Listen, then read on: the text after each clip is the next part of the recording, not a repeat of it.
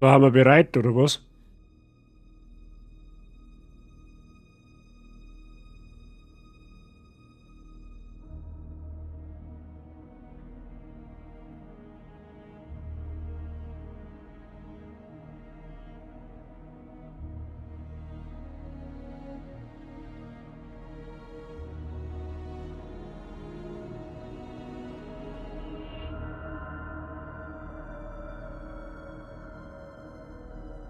Oh, das wird, glaube ich, schön und schlimm gleichzeitig. So, grüß Gott beieinander. Endlich. Ich bin scharf wie Pfefferkern auf den Wumms. Ich bin so dermaßen scharf.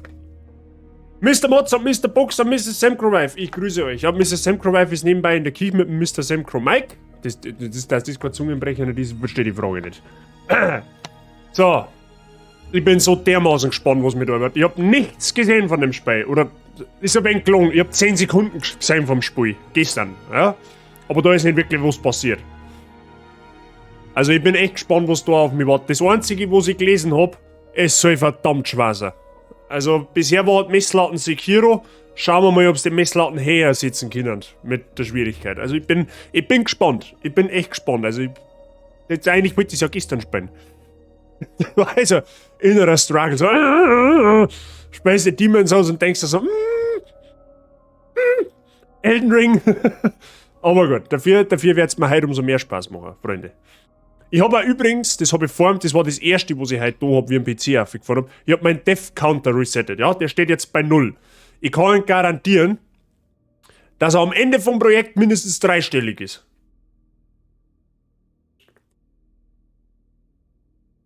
Alles andere darf mich wundern. Also, ich hab schon ewig kein Soulspiel mehr gespielt, wo ich gar nichts weiß. Ja, das ist lange, lange, lange her. Die Leute, die seit Sekiro dabei sind, die haben mittlerweile gespannt, dass ich halt, was Souls-Spiele angeht, eigentlich nicht unbedingt ungeschickt bin. Aber das sind halt Spiele, die haben schon eine Zeit auf dem Markt und die kenne ich halt natürlich schon. Bei Elden Ring wird das jetzt das krasse Gegenteil werden. Ich weiß nichts von dem Spiel. Null. Ich weiß Mechanik nicht. Ich weiß nicht, was OP ist. Ich weiß nicht, was nicht OP ist. Ich kenne die Bosse nicht. Ich weiß nicht, wie das Kampfsystem ist. Gar nichts. Ich kenne null. Und das jetzt wieder in die Schiene zum Kämmer, wieder alles zum Lernen. Aber ich glaube, das wird geil. Ich bin mir sogar ziemlich sicher, dass es geil wird. Es wird zwar wahrscheinlich auch mal den einen oder anderen Stream geben, da wo der Frustladen dann schon ziemlich hoch hängt. Aber, wenn man sich auf so ein Spiel einlässt, dann muss man halt damit rechnen, dass man einmal auf die Nase kriegt. Ungebremst. Ja? Dass man halt einmal eine umdrehte Bandschelle kriegt, des Obergrauens. Aber gut. Ich freue mich trotzdem auf das Spiel. Das sage ich ganz ehrlich, wie es ist. Es wird auch nicht anders. Unter vierstellig ist aber schon schwach. Ja, 1000 Tode werde ich jetzt nicht erreichen, hoffe ich mal. Also, aber dreistellig werden wir mit Sicherheit. Dafür hast du so einen Haufen Erfahrung in Souls Game. Ja, das stimmt schon. Das ist jetzt nicht, das kann man jetzt nicht wegignorieren, das stimmt tatsächlich, aber die Frage ist, wie viel hilft mir die Erfahrung in dem Spiel weiter? Ja? Wenn das ein komplett anderes Spiel ist, dann, ja. Schauen wir mal. Aber ich bin total gespannt auf das Spiel. Ich hab, wie gesagt, ich hab's vorgestern installiert und hab nur mal ganz kurz ins Spiel geschaut, einfach der Technik halber und zum Schauen, ob auch wirklich alles funktioniert, ob's mein PC mit der Auflösung bockt. Also, war eigentlich traurig, wenn er es nicht bockert hat, aber ihr wisst, was ich meine. Fuerto, grüß dich. Ich glaube, jetzt passen Sie mir auf. Ich glaube, ich habe da letztes Mal was überlesen. Sie sind eine Mrs., richtig? Nur noch mit der Vollständigkeit halber. Genau. Ich habe, wie gesagt, nur mal schnell kurz ins Spiel geschaut. Ich habe die ganzen Intros geskippt, dass ich ja nichts sehe. Und bin dann nur quasi ein wenig im Kreis gerannt und habe im Endeffekt die Steuerung ein bisschen ausgetestet, damit ich halt ungefähr ein wenig eine Ahnung habe, was da so Sache ist. Ja. Im Endeffekt ist fast gleich wie jedes Soulspiel von der Steuerung her. Ein, zwei Kleinigkeiten an anders. Man kann übrigens springen in dem Spiel. Hätte ich auch nicht gedacht. Auf einmal hupft mein Charakter, denke mir, oha. Aber gut. Jawohl bin ich. Gut, passt, dann weiß ich doch für die Zukunft Bescheid.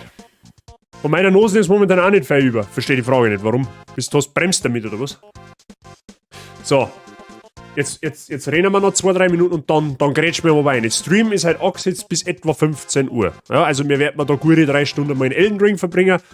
Für die gestern nicht da waren, ich werde es auch nachher nur mal sagen, Demon's Souls, der Platin Run ist pausiert. Ja, pausiert heißt nicht, wir tun nicht weiter. Wir verschirmen nur lediglich noch ein bisschen nach hinten. Könnt alles nachschauen. Auf meinem YouTube-Kanal habe ich gestern auch erwähnt. Ausrufezeichen YouTube. Für die, die es nicht mitgekriegt haben. Genau. So.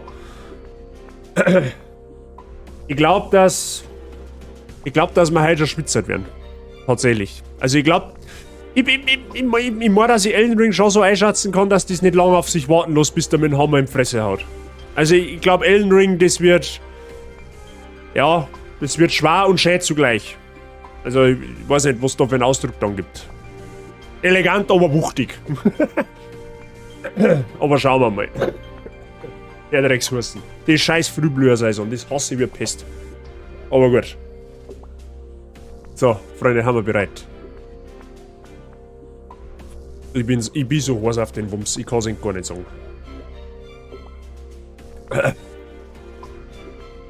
So, jetzt pausieren wir da mal schnell geschwind, jetzt passt zu Wacht.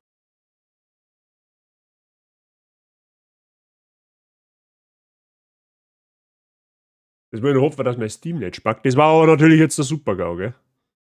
Wenn jetzt mein Steam sagt, nein, heute nicht, dann flippe ich aus. Dann weiß ich nicht mehr, was ich spielen soll.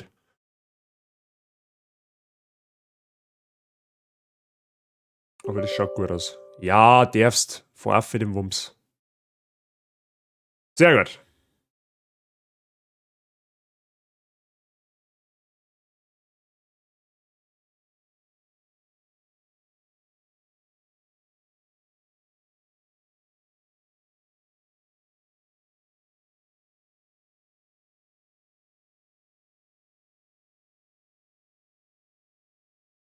So.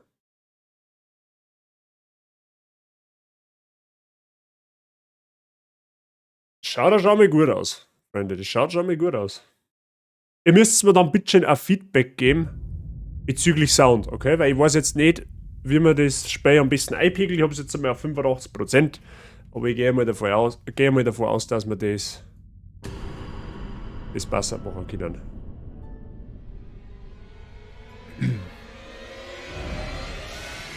Ja, das haben wir schon. Also, dann können wir da noch so machen. Ja. So, ich habe natürlich, wie ich heute schon erklärt habe, jetzt sagt's mal, wie ist denn der Ton? Spiel wahrscheinlich ein wenig laut, wenn ich das so in OBS sage, richtig? Ist das im Bereich des Möglichen, dass Spiel ein wenig laut ist?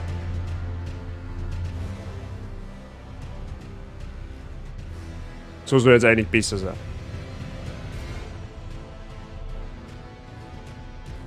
Ich lasse jetzt einfach einmal ja so. Und jetzt könnt ihr mir ja dann sagen, Ton passt für die. Ja, jetzt lasst man es einfach mal so. Wenn es leise wird, dann sagt man es einfach nur mal. Und wenn es laut ist, dann drehe ich es nur weiter runter. So, ich habe natürlich, wie ich halt eben vorher schon erwähnt habe, ich habe einmal ins Spiel geschaut, wegen der Einstellung und so weiter und so fort. Da habe ich natürlich einen Charakter erstellt. Da habe ich aber einfach, da habe ich mir keine Gedanken gemacht, bin da einfach eine, zack, das erste Nummer, Intros geskippt und so weiter und so fort. Wird man natürlich jetzt alles von vorne machen, ja? Ich bin mir ehrlich gesagt noch nicht einmal sicher, was man für Klassen spielen und überhaupt was für Klassen generell gibt. Ja? Also, neues Spiel. Ah, da haben wir eh schon, okay. Also, was haben wir jetzt? Wir haben einen Vagabunden, einen Krieger, einen Helden, einen Banditen, einen Astrologe, einen Prophet, einen Samurai, einen Gefangenen, einen Bekenner und einen Nockerbazi. Sehr gut.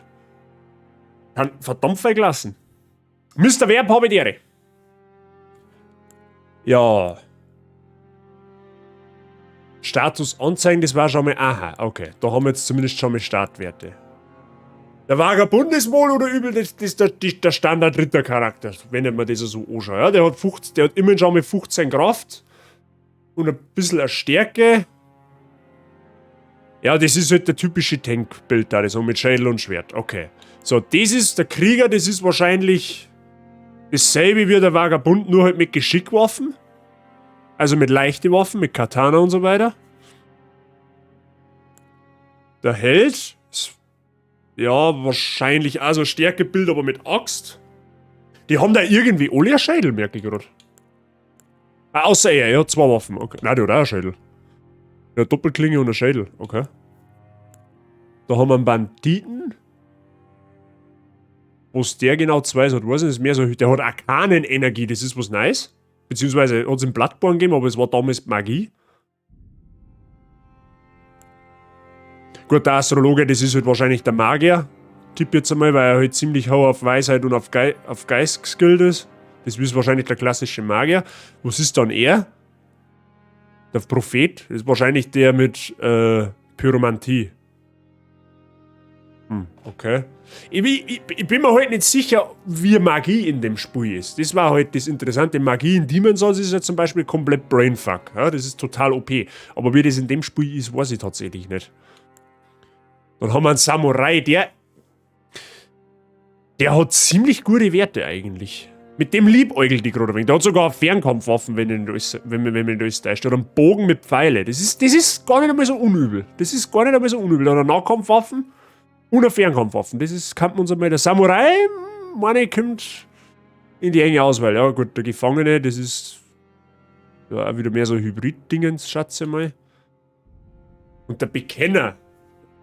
Der Bekenner ist wahrscheinlich auch der klassische Hybrid für alles, für Nahkampf und für Magie. Und ja gut, Bettler ist mehr für Speedrunner. Denk jetzt einmal, der hat nur Keule und sonst nichts. Es ist schwang jetzt tatsächlich zwischen Samurai und Vagabund tatsächlich, weil Vagabund ist halt das Klassischste, da kannst du eigentlich nie wirklich was falsch machen. Ja, der Samurai war aber schon irgendwie cool, vor allem weil er Fernwaffen hat. Bettler schaut noch Hard Mode aus. Ja, das ist der typische, das ist quasi eigentlich für Speedrunner dann. Der Bilder hat eigentlich nur den Sinn für Speedrunner, weil du einfach schneller bist.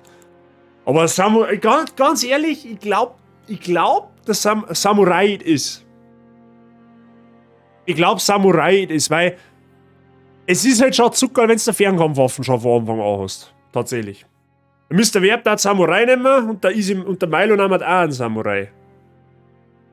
Samurai haben wir schon keinen Ghost of Tsushima. Ja gut, das ist aber wieder was anderes.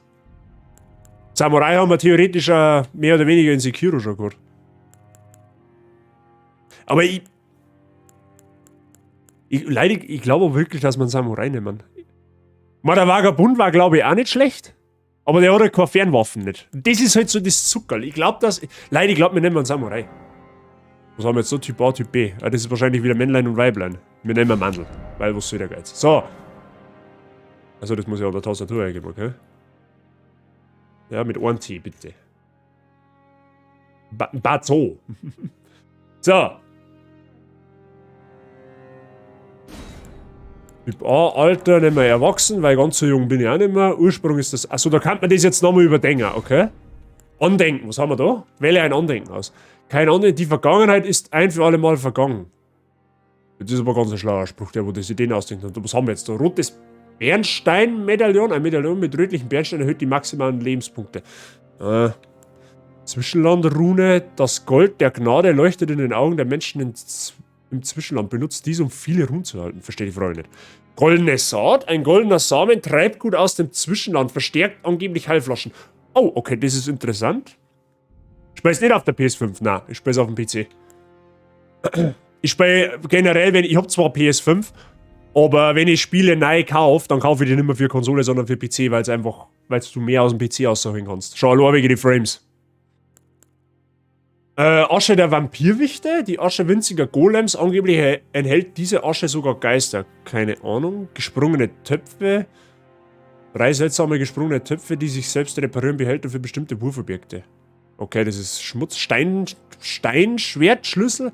2 Steinschlüssel in Schwertform heben Siegel von Wichtstatuen auf, können jedoch nur einmal verwendet werden. Ich habe keinen blassen Dunst, was mir die da sagen möchten und was die bringen.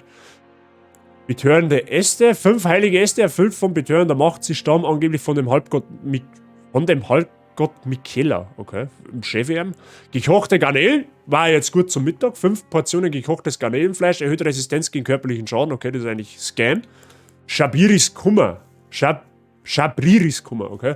Ihres Antlitz eines Adligen, dessen Augen herausgerissen wurden, zieht die Aggression vom Feinden an. Ja gut, das brauchen wir auch nicht. Also, vom Lesen her finde ich die goldene Saat tatsächlich bisher am besten, weil das verstärkt scheinbar Heilflaschen. Also ich schätze mir, dass da sowas ähnliches gibt wie Estus Flakon. Wenn man die schon mal verstärken können, ist ja das schon mal eigentlich ein Plus, wenn du mich fragst. Also hätte ich jetzt mal pauschal gesagt, goldene Saat. Ja, detailliert ist auch, ja gut. Ah, da haben wir noch eine Stimme. Kann man die anspielen? Ausprobieren.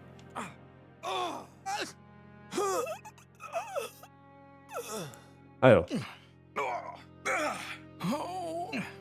Ja, nehmen wir das auch, wurscht. Hautfarbe ändern? Ja, nein, das brauchen wir jetzt nicht. Gesicht und Haar, ja, das werden wir schon ein wenig ändern. Die Zeit haben wir, die nehmen wir uns jetzt einfach. Achso, da. Ah. Macht mehr so ein Dingens, so ein. Haben wir da nicht irgendwo so einen Samurai-Zopf? Ja, er schaut aus wie der Djokovic.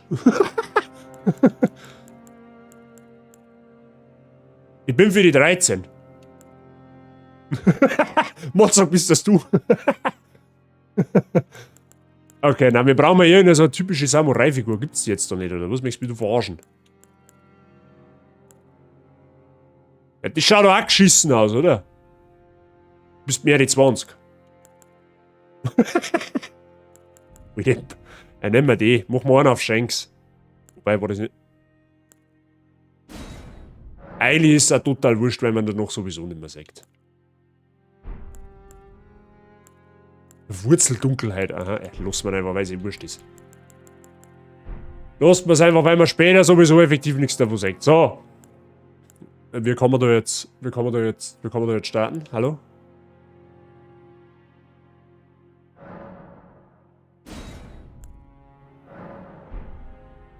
Ja? Ah, okay. Beenden! Gut, jetzt bin ich gespannt, Freunde. Intro, jetzt meine ich kommt der Intro, wenn mich nicht alles täuscht.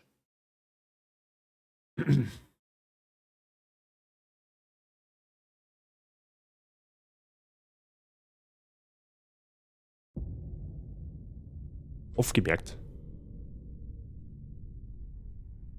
The fallen leaves tell a story.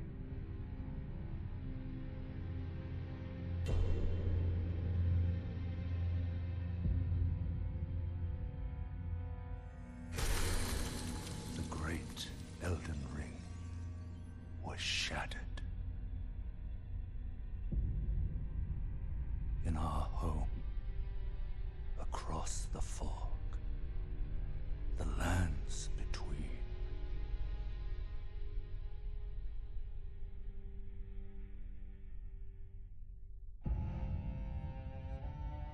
Oha. Now, Queen Marika the Eternal is nowhere to be found. And in the night of the Black Knives, Godwyn the Golden was first to perish. Soon, Marika's offspring, demigods all, claimed the shards Die sind garantiert of Bosse. the Elden Ring.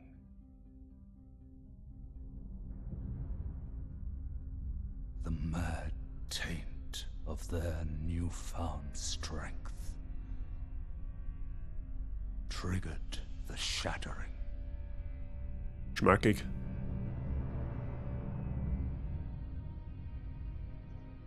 A war from which no lord arose. A war leading to abandonment by the greater will. Schaut irgendwie aus wie der Obelisk. Rise now, ye tarnished, ye dead who yet live. The call of long-lost grace speaks to us all.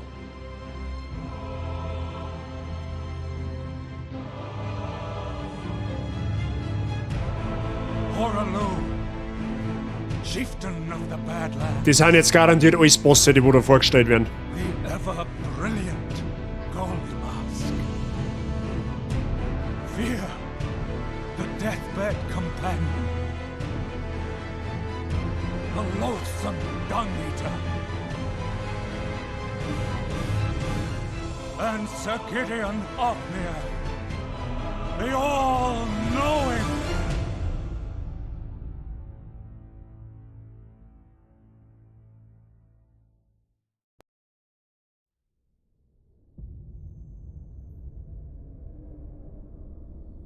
ziemlich langes Intro für Soulspiel tatsächlich. And one other, whom grace would again bless, a tarnished of no renown. Ah, das haben wir jetzt mir, okay? Cross the fog to the lands between, to stand before the Elden Ring and become the Elden Lord. Okay. Cooles Intro auf jeden Fall. Musikalisch sehr gut umgesetzt bisher. Und auch die Synchro ist gut, aber gut. Original-Synchro eigentlich immer gut. Aha, so, da haben wir. Okay. Ah, es schaut so verdammt gut aus. Ich weiß nicht, wie es im Stream umkommt, aber es ist einfach zauberhaft. So, kann man da.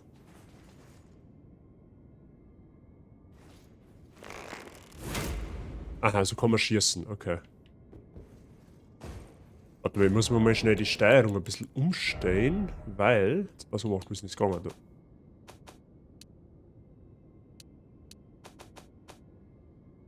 Tasteneinstellung. Ich möchte nämlich nicht auf Dreieck springen, sondern auf A. Und ich möchte dafür dann... Warte mal, wo ist denn das gegangen? Oder... Achso, na doch, das hätte schon passt. Ja, okay. Das ist quasi gespeichert. Genau, mit mit Y springen und mit A und tatsächlich Gegenstände aufnehmen. Angeblich Online-Modus ausschalten soll ich Alex helfen. Ja, da haben sie momentan dran, das habe ich tatsächlich auch gelesen. Jetzt pass auf, wo ist denn da Online-Spiel? Offline-Spiel, auf jeden Fall. Da kommen wir zwar noch mit zurück, aber das ist jetzt, sage ich mal, okay. Machen wir nochmal schnell Spiel zu. Und dann gehen wir nochmal rein und dann passt es. Da haben sie jetzt aktuell droh, dass die Lags im Spiel beheben. Gut.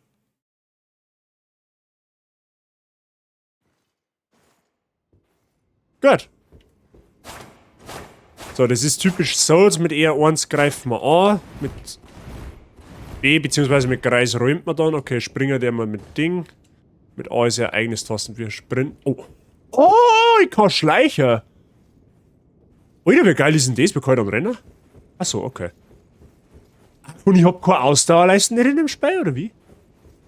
Ich sage ja generell, meine Gesundheit gerade irgendwie auch nicht, also okay. Aber cool, das ist auf alle Fälle, das haben sie von Sekiro übernommen, das Schleicher. Okay, man kann also auch Sneaky Peaky. Okay. So, was haben wir da? Runzlinger Finger des Befleckten. Ja, toll, okay. Was macht der? Ausrüstungsmenü. Über das Ausrüstungsmenü könnt ihr Waffen, Pfeile, Bolzen, Rüstung, Talisman und Objekte ausrüsten. Ihr könnt bis zu 3 Waffen je Hand. 3 Waffen je Hand, okay.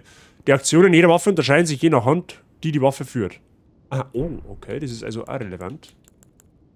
Alter, man kann 3 Waffen, 3 Schilde, 4 Fernkampf-Dinger und 1 Fernkampfwaffen aus. Ja, gut, okay. Oha. Wir haben dann Talismanen, was ist das? Schnellobjekte, okay. Das Hub kann man irgendwo einblenden lassen. Ja, solange, also sagen wir jetzt, solange es mal im Kampf, da oben ist eh. Solange es mal im Kampf angezeigt wird, bin ich eigentlich fein damit. So, da haben wir jetzt ein Inventar. Inventarmenü. Über das Inventarmenü könnt ihr die Objekte ansehen, die ihr tragt, sie fallen lassen oder wegwerfen. Ihr könnt auch Werkzeuge aus dem Inventarmenü benutzen. X für Großansicht und Erklärung anzeigen. Y Charakterdaten umschalten. Okay. So, Erinnerung der Gnade. Alle Runenfelder. Was haben wir jetzt? Der runzlige Finger des Befleckten. Zum Schreiben von Nachrichten an andere Welten. Ja, bei uns nahm man halt einen Stift her, aber gut. Jetzt am Anfang ist halt ein bisschen lesen, ja, weil ich weiß ja überhaupt nichts von dem Spiel, wie was funktioniert. Aber das denke ich mal, bringen wir auch hin. Dann machen wir mal die Tiere auf.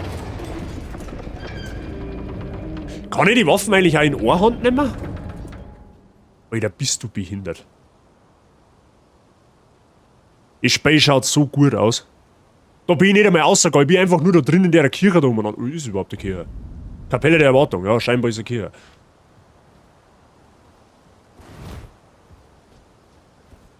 Ein Schädel hab ich, ja gut, also ein Holzschädel.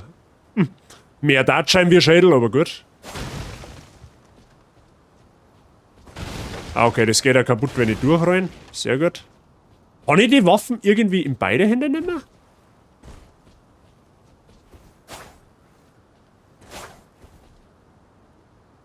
Das ist dann praktisch... Ja, okay, keine Ahnung. Das wird, entweder geht das nicht oder man lernt es irgendwann noch. Okay. Kamerasteuerung, ja gut, okay, da wird uns jetzt quasi alles so mit Brühwarm erklärt. Aber es schaut so gut aus!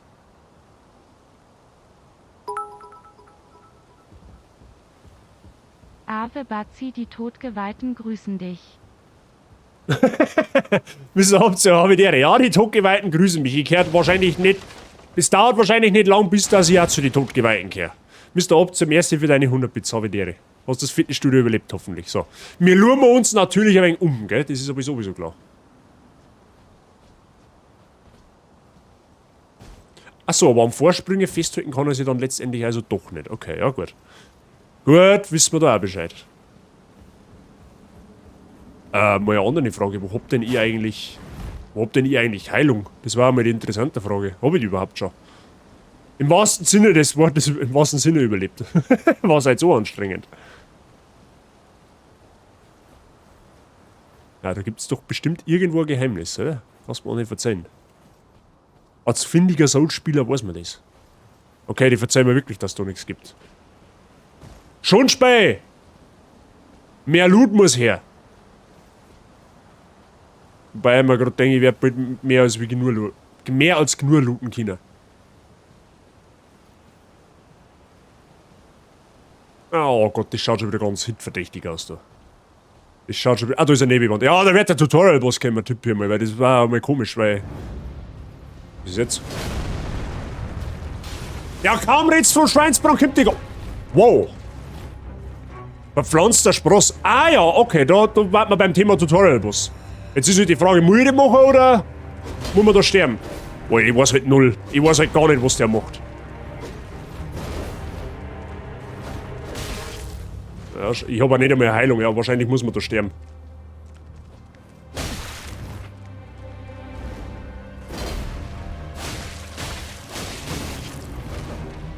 Ja, okay, da musst du offensichtlich sterben, ja, okay. So werden es ungefähr bei jedem Boss ablaufen. Eine Renner sterben.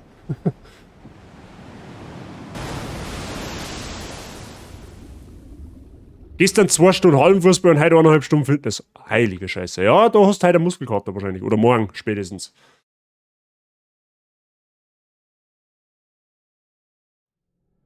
Ah, okay. Der Tod ist quasi mit einprogrammiert. Okay. Also der zählt jetzt nicht. Okay? Der Tod zählt jetzt nicht. Weil der ist notwendig.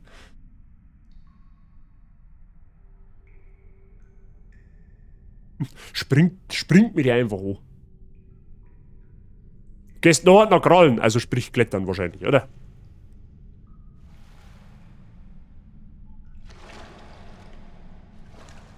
Will jetzt ein Pferdl oder was? Oha.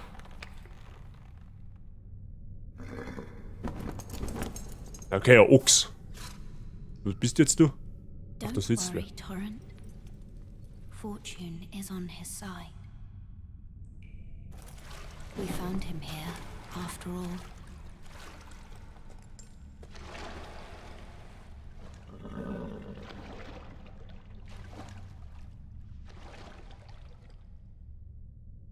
One of his kind is sure to seek the Elden Ring. Aha, das ist praktisch unsere Dame, wo man... Does violate the Golden Order. Ich tippe jetzt mal, das ist die alte, bei der man sie aufwerten kann. Ganz Soul-Spielmäßig. Ja? Morgen werden die 4 Stufen vom Melkwell zu Mount Everest, davon kannst du ausgehen. Und Gnade dir Gott, wenn du aufs Klo gehen musst.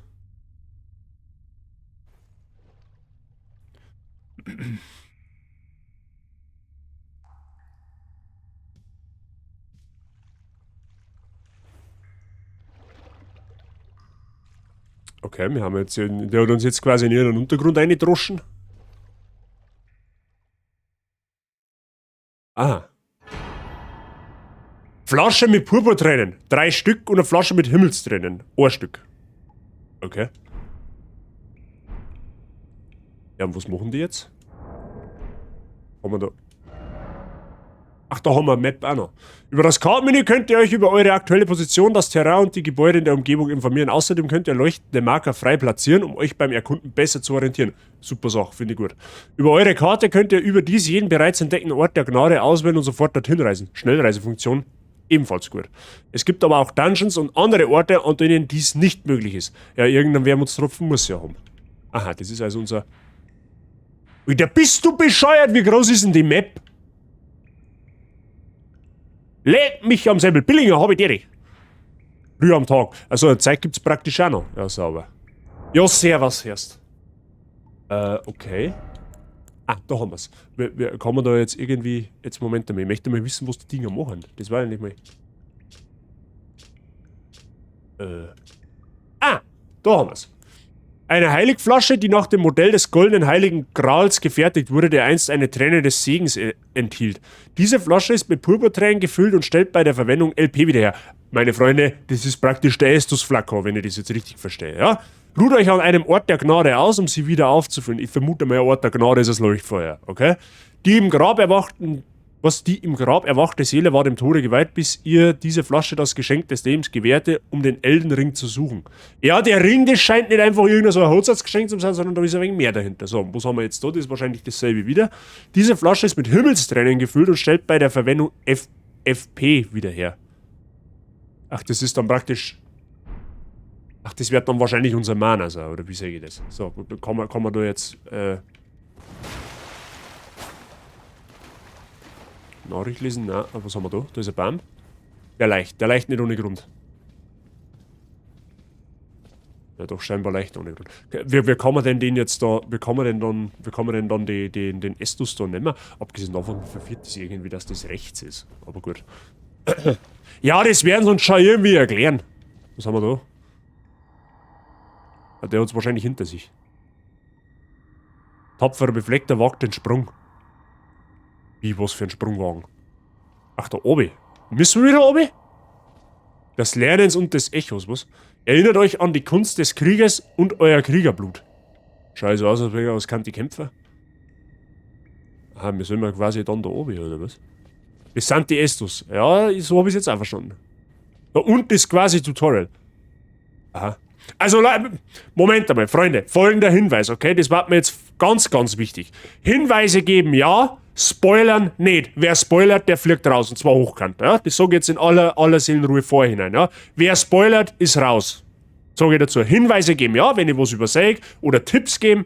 Alles kein Thema. Aber nicht spoilern, bitte. Okay? Ist dieser Deal? Ich glaube schon. Dankeschön. So. Objekt benutzen. Okay, ja gut, dann haben wir... Jetzt lassen wir raten, da kann man... Ah ja, okay, mit der Taste nach unten kann man umschalten. Ja, ganz Souls-Manier, okay. Gibt's überhaupt Fallschaden in dem Spiel? Weil das ist doch ganz schön hoch, wenn normalerweise, also... Genau, Motzo, den kannst du mal herrichten. Und was haben wir da? Da leicht irgendwas? Ah ja, Ort der Gnade. Das Rasten an einem Ort der Gnade stellt eure LP und FP wieder her und befreit euch von Statuslein. Okay, also es Leuchtfeuer praktisch. Außerdem werden alle Heiligflaschen aufgefüllt. Durch diese Rast kehrt der Großteil eurer besiegten Gegner von den Toten zurück. Was heißt jetzt der Großteil? Wahrscheinlich alles außer Bosse halt wahrscheinlich, oder? Orte der Gnade findet ihr dort, wo das Licht hervorgiert. Diese Erklärungen erhaltet als Informationsobjekte und könnt... Also, okay, ja. Ja, die lassen wir, aber ich halt überhaupt keinen Plan von nix hab. So, Ort der Gnade berühren. Am Ort der Gnade rasten. Da kann man jetzt bestimmt Zeit vertreiben, Flaschen, Zauberlerner, Truhen sortieren. Flaschenaufladungen hinzufügen, Flasche Hey, haben wir mir nicht eine goldene Saat gefunden? Menge der Flaschen aufgefüllten LPF mit einer heiligen Träne erhöhen. Heilige Träne. Achso, da brauchen wir heilige Tränen noch, ja? Flaschenaufladungen hinzufügen? Anzahl der Flaschennutzer mit einer goldenen Saat erhöhen, ja? Eine Ladung der Flaschen mit Purpurtränen wurde hinzugefügt. Gut, dass wir die goldene Sacknummer haben. Über dieses Aufteilung der Flaschennutzung, über dieses Menü könnt ihr die Zahl der Nutzungen in jeder eurer Flaschen verteilen. Aha, wie in Dark Souls 3 praktisch. Okay, ihr habt ein festgelegtes Maximum an Flaschennutzungen. Ihr könnt entscheiden, wie viele dieser Nutzungen für die LP auffüllende Flasche mit Purpurtränen und wie viele für die FP auffüllende Flasche für Himmelstränen sind. Ah, okay, ja gut, wir nutzen mal kein Mana, also Vollgas in Teilung. Wobei. Ja, lassen wir es einmal so, weil ich weiß halt wie gesagt gar nichts. Ich habe keine Ahnung, ob wir nicht doch irgendwie Mana brauchen. Keine Ahnung. Da muss man noch Zauber lernen. Können wir nicht. Über das Menü Zauber lernen könnt ihr Zaubereien und Anrufungen sammeln. Ihr müsst einen Stab ausrüsten, um Zaubereien zu wirken, oder ein heiliges Siegel, um Anrufungen zu sprechen. Was ist eine Anrufung? Wahrscheinlich irgendwie sowas wie Pyromantie. Das Wirken von Zaubereien und Anrufungen verbraucht FP. Eure Speicherplätze legen die zu... Ja, okay. Das ist klar. Zauberslots im Endeffekt. Ich habe jetzt 2 Plätze und die 2 haben nicht belegt. Okay, alles klar. Schatztruhen sortieren. Leute, ich weiß schon, das ist jetzt viel lesen, aber ich muss ja verstehen, um was das geht. Über dieses Menü könnt ihr Objekte, die ihr bei euch tragt, in der Truhe lagern oder gelagert habt. Okay, wie in Demon's Souls. Okay, alles klar.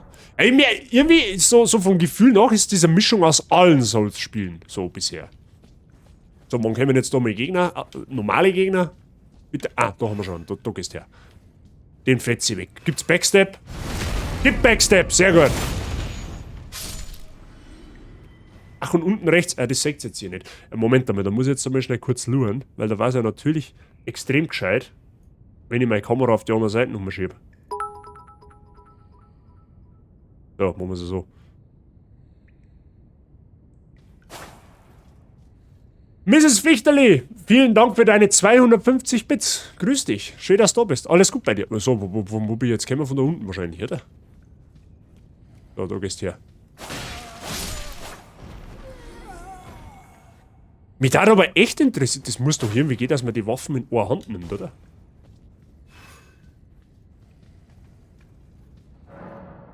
Ah, abwehren. Ja gut, okay, das brauchen wir nicht durchlesen, weil das weiß ich. Ach, man kriegt durch die Shell auch nicht einmal, Schaden, praktisch. Ausweichen? Ja gut, das ist auch klar.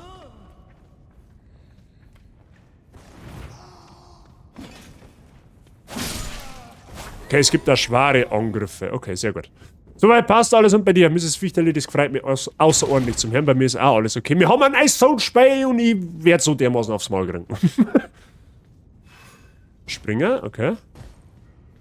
Oh, Alter, wie gut das einfach ausschaut. Ist diese Nebelwand? Kann man sprinten? Okay. Oh, da ist einer mit Schädel, da schau her. Der Mann hat ein wenig mehr auf dem Zahn. Waffenhand. Ah, Waffenhand haben. Ihr könnt für jede Hand bis zu 3 Waffen ausrüsten und dann zwischen ihnen wechseln. Führt ihr Waffen beidhändig, erhöht ihr eure Angriffskraft um 50% und Gegner können die Angriffe nicht so leicht mit einem Schild abwehren. Waffe für rechte Hand wechseln, Waffe für linke Hand wechseln. A plus LB und RB mit beiden Händen führen. Ah, das heißt praktisch, ich muss mein Schädel weg tun, oder wie, oder was? Okay, bin gerade leicht überfordert.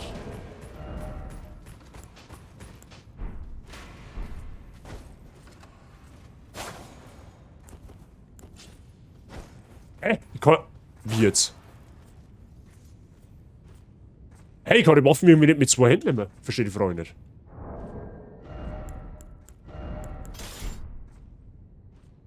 Oder muss das vertauscht sein? Das kann natürlich auch möglich sein.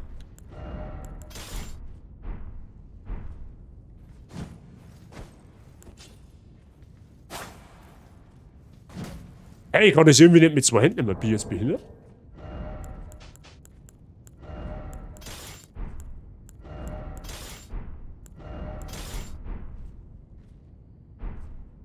Ah ja, stimmt, da war was.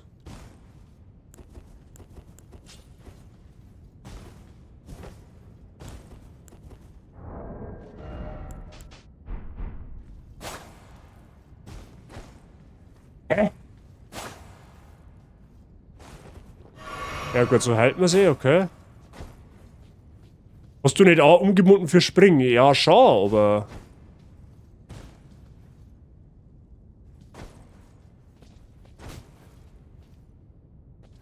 Hä? Warte mal, kann ich das nochmal irgendwo nachlesen? Kann man das nochmal irgendwo nachlesen? Ja, Statusmenü, scheiß drauf.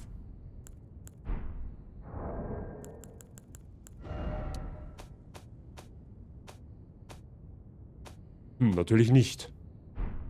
Wie?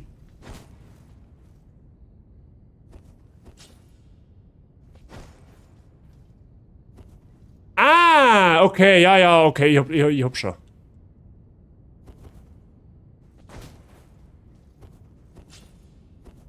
Man muss erst, okay, man darf es nicht gleichzeitig drucken, man muss praktisch...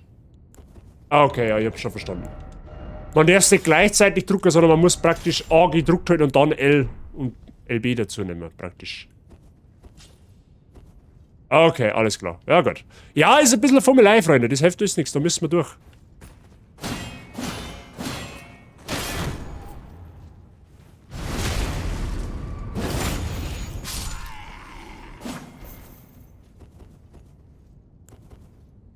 Okay.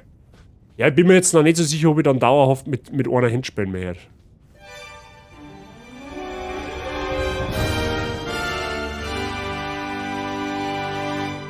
Mr. Herbert, Mr. Chefkoch, merci für dein Raid. Wie war, ist dein Schweiners noch gut geworden? Ich hoffe doch. Mr. Motz, Dankeschön, Mr. Motz sagt, Leil, schaut mal bei Mr. Herbert vorbei. Der macht zauberhafte Kochstreams. Unbedingt einmal vorbeischauen, wenn ihr mal einen guten Hunger haben möchtet. Das lohnt sich auf alle Fälle. Schaut da unbedingt damit drauf. Und willkommen an alle Raider. Wir fangen heute Sterbefest an in Elden Ring. Ich bin scharf wie Pfefferkernl. Herbert, alles gut bei dir?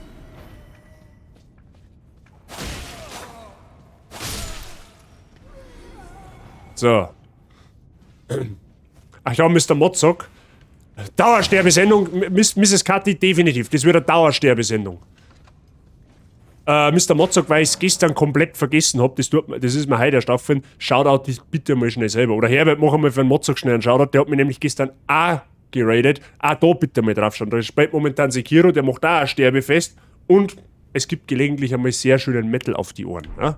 Lohnt sich auch da mal vorbeizuschauen. Bitte, dankeschön. So, was jetzt soll ich wieder nicht aufpassen? Sie fix nochmal. Ich brauche meinen Bogen.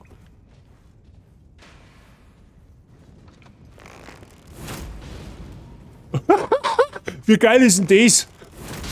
Ich kann den anzünden. Okay, wenn es da Giftwaffen gibt, dann bin ich jetzt schon happy. Alter, wie weit ist denn die Range zum Avisieren, bitte? Das ist ja komplett begeisternd. Lädt mich am Arsch. Ja, der Herbert hat das schon geschaut. So, was haben wir jetzt da? Talente. Waffen haben Talente, also besondere Fertigkeiten. Es gibt viele verschiedene Talente, von mächtigen Angriffen bis hin zu zeitlich begrenzten Effekten. Der Einsatz von Talenten verbraucht FP. Aha. Aha, da haben wir es eh schon mit der FP. Was ist jetzt so Talent? Was sag ich jetzt? Hab ich überhaupt schon Talent? Ich glaube nicht. Ich glaube, dass ich talentlos bin. Ich hab keine Talente.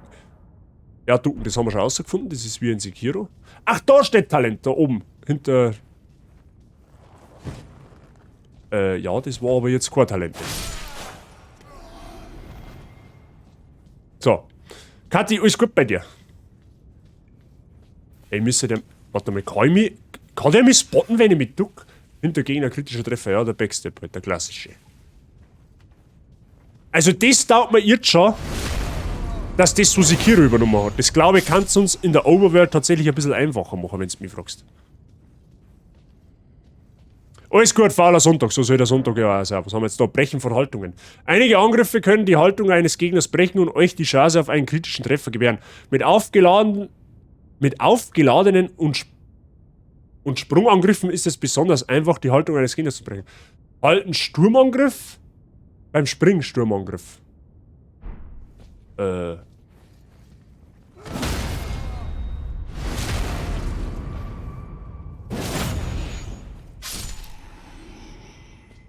Okay, KWP. Gut, die Frage ist halt natürlich, wie weit hilft uns das? Marikas Pfähle. Das ist praktisch...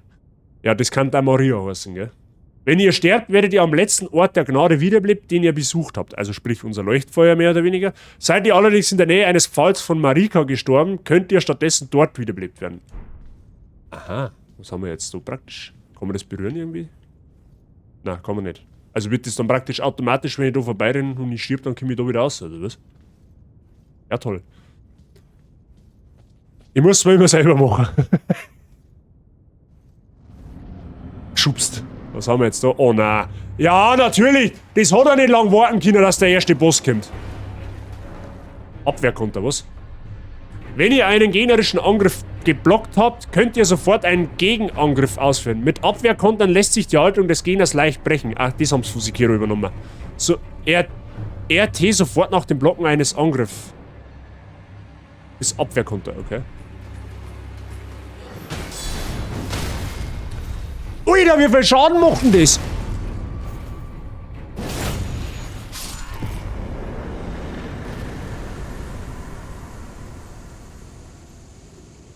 Okay, irgendwie habe ich so das Gefühl, dass der drosselt war, der Boss. Das war kein richtiger Boss, nicht, oder? Das hat ja abnormal viel Schaden gemacht. Lern nicht so rumzufix. Angel, das hilft ihm halt einmal nicht. Das hilft ihm halt einmal nicht. Ja, das spart er halt das ewige Laufen zum Boss, wenn du stirbst. Ja, jetzt Moment einmal. Preisfrage. Haben die Statuen immer vor Bossen? Oder ist das random? Hat man mal einen Schlicker dran, oder?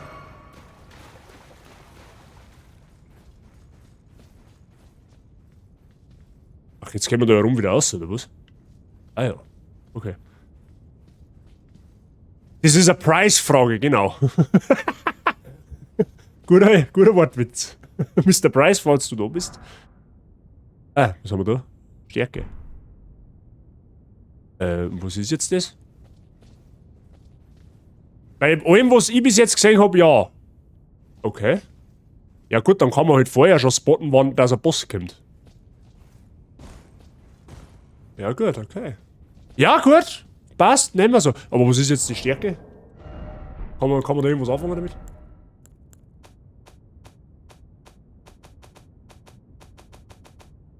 Ja, was da Zeit gibt. Wahnsinn. Ja, toll, ich habe jetzt Stärke gefunden, aber was hilft mir das jetzt? Das kann man wahrscheinlich jetzt kein Mensch nicht sagen, oder? Achso, das war eine Geste, oder was? Habe ich da eine Geste gefunden? Ach, das ist ein Emote. Okay, ja gut, dann. Unwichtig, Freunde, unwichtig.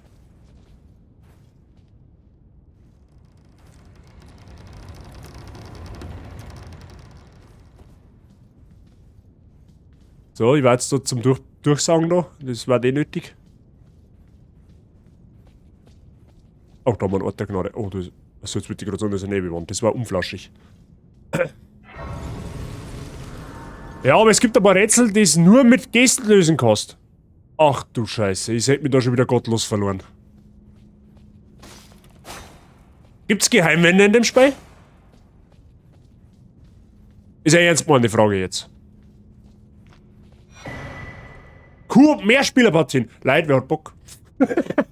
Mit dem Krummfinger des Befleckten hinterlasst ihr ein goldenes Rufzeichen. Andere Spieler in andere Welten können euch mit diesem Zeichen für eine Koop-Mehrspielerpartie rufen. Das ist geil, da kann man uns einmal einen Community-Zock überlegen. Als Krummfingergast ist es eure Aufgabe, dem Wirt im Kampf gegen den Gebietsboss zu helfen. Ja, der Wirt schenkt bekanntermaßen das Bier aus. Okay. Der Kompass am oberen Bildschirmrand weist euch die Richtung zu dem Wirt der Finger, der euch gerufen hat. Ach, da oben haben wir einen Kompass, ja, der fällt mir jetzt erst auf. Fingerabtrenner. Ja, tolle Wurst. Krummfinger des Beflecken. Aha. Ja, gut. Ja, glaub schon, aber ich hab bis jetzt noch keine gefunden. Achso, du bist schon voll drin in der Materie, du Mann. Okay. Ja, das probieren wir aus. Wir hauen mal jede Wende, bis das Schwert hier ist. Oh, apropos Schwert, hier können da Waffen auch kaputt gehen? Bitte nicht.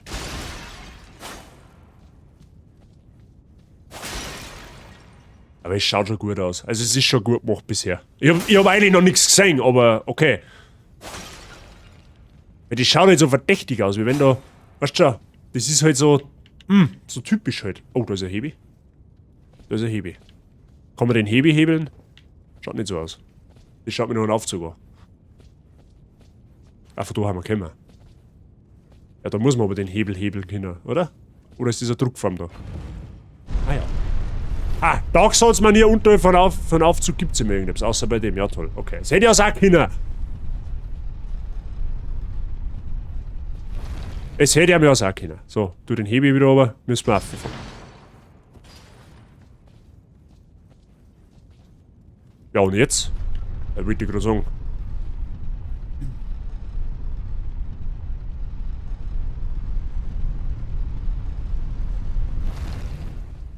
Geht's aber weiter auf, wie du.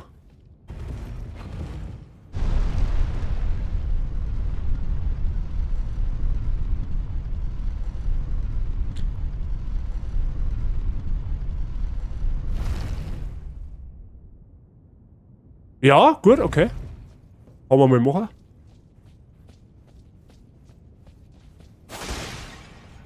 Erst einmal, wie wir in God of War gelernt haben, erst einmal die Einrichtung kaputt machen.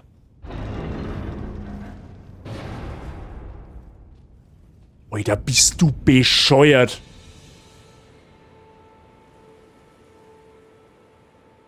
Alter, wie geil schaut das bitte aus. Limgrave haben wir mir jetzt, habe ich gerade gelesen, oder? Leck mich am Arsch. Mike, habe ich dir.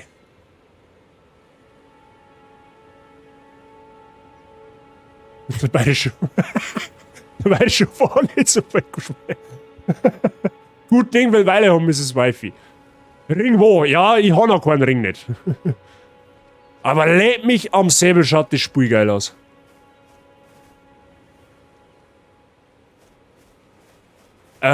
Jetzt war halt mal interessant zu wissen, wo gibt's da irgendwie einen Hinweis, wo man hingehen soll? Oh, was haben wir da? Materialien sammeln oder was?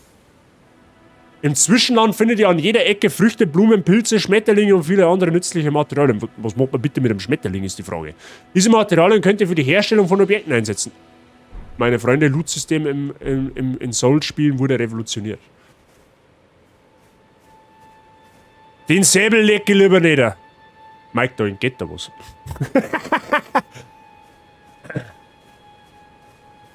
Dann haben wir Gockelmänner. Alter, bist du bescheuert.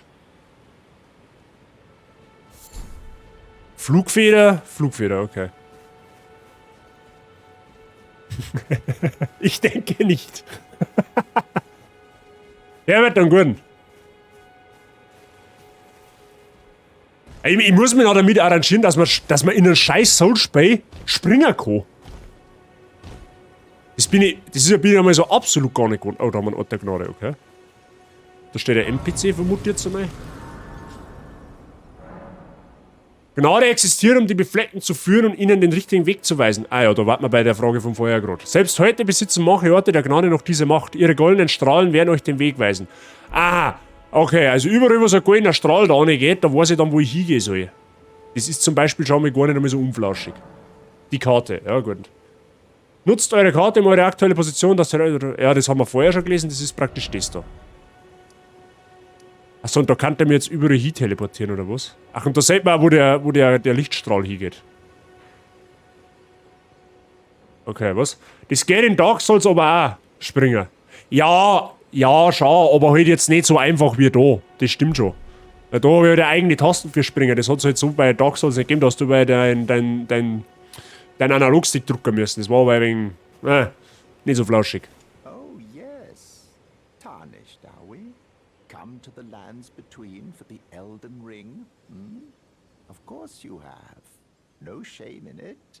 Unfortunately for you, however, you are maidenless.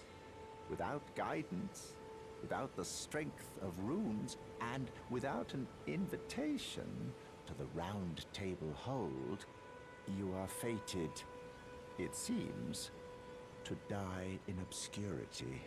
Ja, sterben wir immer oft. Ja, was will der mir jetzt sagen? Luckily for you, however, there is one shining ray of hope for even the maidenless. Me, Vare. Take care to listen. Are you familiar with grace? The golden light that gives life to you, Tarnished. You may also behold its golden rays, pointing in a particular direction at times. That is the guidance of grace. A path that a tarnished must travel. Indeed. Grace's guidance holds the answers. It will lead you, tarnished, to the path you are meant to follow, even if it leads you to your grave. Also wenn du mich fragst, schau ich menschlicher aus wie du, Kollege, gell? Grace's guidance will reveal the path to Castle Stormvale. Geht nach Schlossstunde. The home of the decrepit demigod, Godric the Grafted. Freilich geht's so ein Halbgott, natürlich, sonst noch was. Time you set off, I should think, to Castle Stormvale. Aha, der sagt uns quasi, wo wir hin. Okay. Ja, ist glaube ich so semi-geil, wenn wir mir gegen einen Halbgott kämpfen, oder? Ich meine, wir können ja praktisch noch gar nichts. Oh, was haben wir da? Was ist das?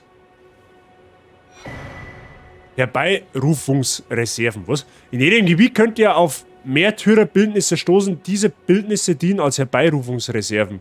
An diesen Orten wird es euch leicht fallen, andere Spieler herbeizurufen, da sie als Sammelpunkte für... Ah, okay. Kleine goldene Statue, okay. Aroba-Frucht, okay. So, wo soll ich jetzt hin? Da hinter oder was?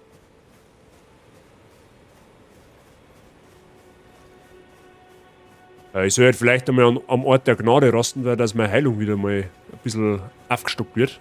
Wissen Sie? Das meine ich war mal eine wichtige Geschichte. Da rosten wir einmal.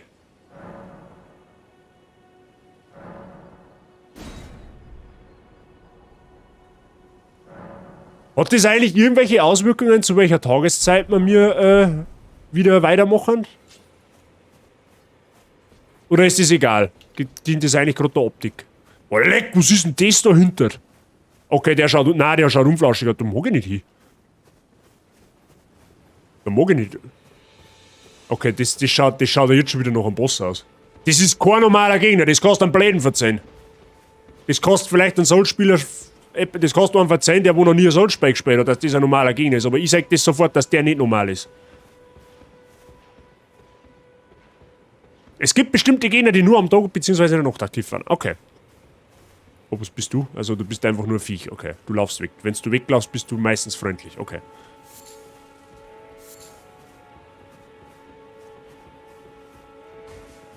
Aber muss man eigentlich immer das machen, was praktisch... Der sagt ja jetzt, ich soll in die Burg da dahinter gehen, zu dem Halbgott. Muss man das machen oder kann ich auch woanders hingehen? Oder ist das jetzt am Anfang nur so? Der mag nur spielen, ja? Der soll mit seiner Axt spielen und nicht mit mir. Du kannst auch machen, was du magst.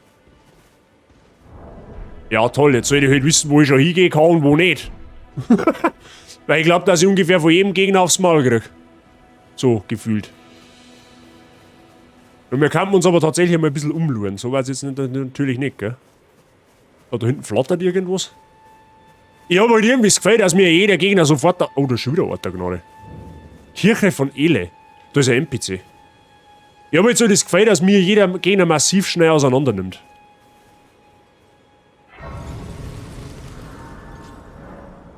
Schnellreisen an Orten der Gnade, ja gut, das wissen wir schon. Das haben sie uns schon erklärt. Was haben wir jetzt da? Verstärken von Waffen, das ist interessant, Freunde. An Schmiedetischen könnt ihr eure Waffen mit Runen und Schmiedesteinen verstärken. Irgendwo im Zwischenland gibt es einen Schmied, der eure Waffen sogar noch weiter verstärken kann. Limgrave ist ein Startgebiet, okay. Waffe verstärken? Was Über das Schmiedemenü könnt ihr eure Waffen mit Runen, an Schmiedetischen könnt ihr Waffen bis zu +3 verstärken, okay? Irgendwo im Zwischenland gibt es einen Schmied, der eure Waffen sogar noch weiter verstärken kann. Also sprich, da jetzt geht's bis +3 und wenn ich mehr möchte, dann muss ich weiterschauen. Okay.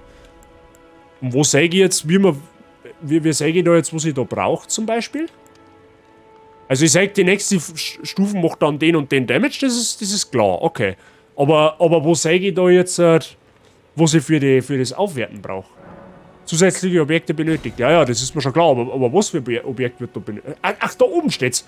Schmiedestein, da brauchen wir jetzt Achso, da ist jetzt in Klammern dahinter. Schmiedestein in Klammer 1 und den braucht man zweimal. Haben die abgestuft? Wahrscheinlich haben die abgestuft, oder? Das ist sowas ähnliches wie die aus Demons Souls, die praktisch die ganzen die Materialien, die haben wahrscheinlich da genauso abgestuft.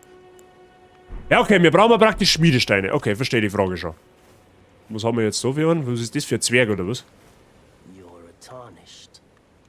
I can see it. But I can also see that you're not after my throat. Then why not purchase a little something? I am Kale, Der Kali! here of fine goods. Ach, dieser Händler. Okay, Informationen über den Kali. Das ist der Kali, meine Freunde. So, was kann man da kaufen? Oha. Über das Ladenmenü könnt ihr mit den Runen verschiedene Objekte kaufen. Ihr könnt auch Objekte für Runen verkaufen. Jeder Händler hat viele verschiedene Waren. Aha, und seine Runen haben praktisch unsere Seelen. Okay, alles klar, I see. Was haben wir jetzt da? Handbüchel. Erweitert das Handwerksrepertoire. Warum habe ich so das Gefühl, dass das irgendwie mal wichtig wird? Was haben wir da? Notizflasche der wundersamen Arznei. Eine Notiz mit wichtigen Informationen. Ruinen eines Wegpunkts. Ich soll halt wissen, was halt wie. Ja, das ist eben das. Ich weiß halt überhaupt nicht, was relevant war, weißt du schon? Ach, das wird dann da nochmal untergliedert. Okay, alles klar. Also das sind seine Gesamtwaren, die wo er hat. Okay, ja, ich weiß halt nicht, was ich brauche. Also los jetzt einfach einmal bleiben. Ich habe keinen Plan von irgendwas. So, jetzt brauchen wir mal die Karten. Wo ist jetzt... wird das irgendwie einmal aufdeckt, dass man mal zum Beispiel sagt, ja, wo es jetzt Limgrave ist oder so, dass man halt praktisch einzelne Gebiete auf der Karte sehen kann? Also jetzt sollte man praktisch da umgehen, oder was?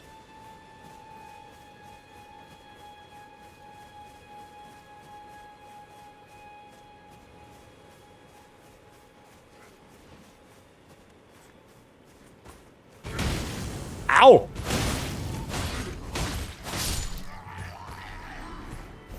Ja gut, der Gegner war ja jetzt tatsächlich direkt ein wenig Hansam. Ja gut, aber jetzt passt einmal Obacht. Wenn doch da der Zipfelklatscher, oder? Da der Roskopf da, der Goldene. Wenn der jetzt am Anfangsgebiet rumläuft, dann dann muss ja der eigentlich jetzt schon machbar sein, oder nicht? Weil ein bisschen Action brauchen wir ja drin. Oh, was haben wir da? Eine goldene Rune. Aha. Wo ist denn der jetzt? Ach, da unten geht er. Sehe ich das richtig? Wenn der jetzt da, wenn der Mr. Billinger schreibt, Limgrave ist Anfangsgebiet und der goldene Ritter rennt da rum, dann muss ja der tatsächlich machbar sein. Weil was ich bisher so vom Eindruck her feststellen kann, ich glaube, dass in dem Spiel wieder Unterteilungen gibt zwischen Minibossen und Mainbossen. Ja? Und ich tippe jetzt einmal, dass der Kollege Schnürschuh dahinter, dass das eher ein Miniboss als wie ein Hauptboss ist, ja? Aber allerdings kann ich da jetzt auch massiv in Scheiße gelangen, wenn der nämlich absolut OP ist, dann habe ich nämlich gegen keine Chance. Aber der schaut schon so aus, wie wenn der ein bisschen mehr drauf hätte, wie Zombie-Lang. Hey, du bist aber schon... Okay, der triggert sofort.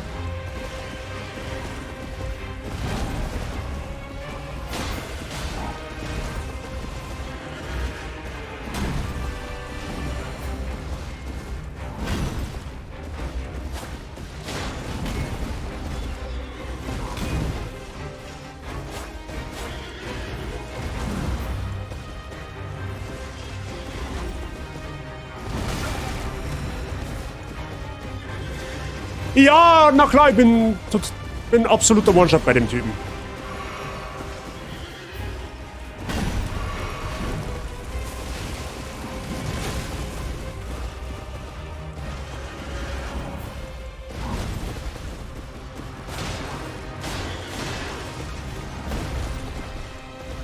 Ich mache ja mal absolut überhaupt gar keinen Schaden nicht.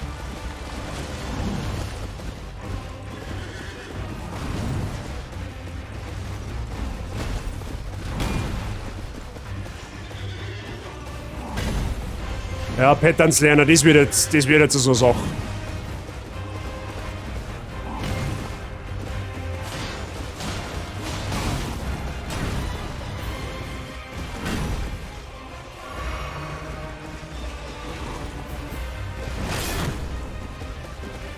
Okay, kann blocken, aber dann ist meine Ausdauer weg.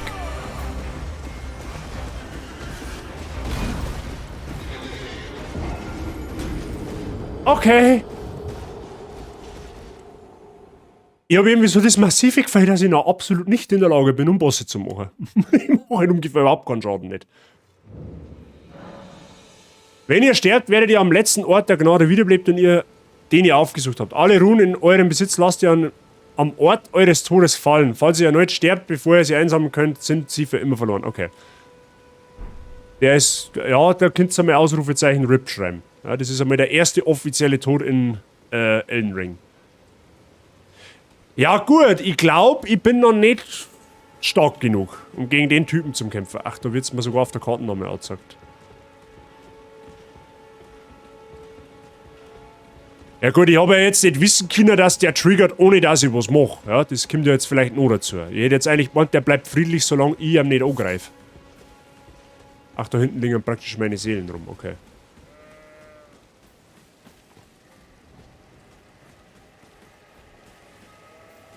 Na, Dodgert. Das stimmt schon. Aha, das ist praktisch, okay. Ja, gut, ich muss mir halt. Ich habe keinen Plan, wo ich hingehen soll. Das ist ja das Nächste.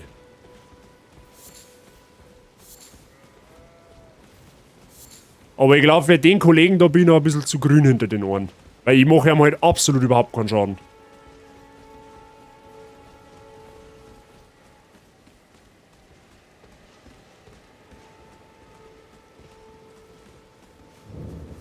Ja gut, ich gehe jetzt einfach noch mal ein wenig weiter. Und schaue, dass ich halt dann irgendwann einmal so Dinge, so Craft Materials kriege, dass ich zumindest mir mal aufwerten kann von der Waffen her, so. Weil ich mache halt praktisch, also bei dem Typen, das war ja, der one-shottet mich ja praktisch. Fast, eigentlich. Aber gut. Was möchten wir erwarten?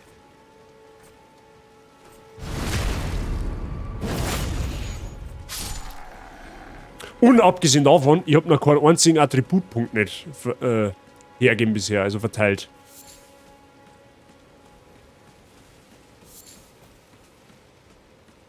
Ah, da haben wir auch was. Oh, ist das ein NPC?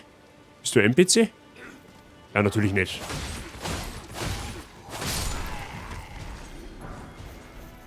Kukri, okay. Ach, das ist wahrscheinlich auch so Wurfwaffen, oder was?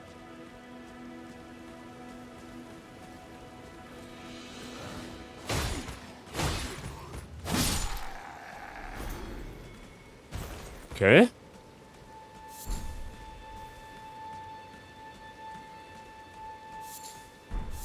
Eine Erdenblattblume?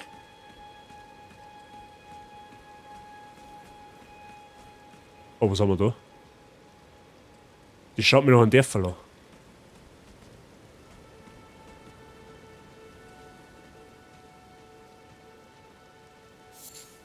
Gibt es da auch so eine Art Festungen oder was? Nein.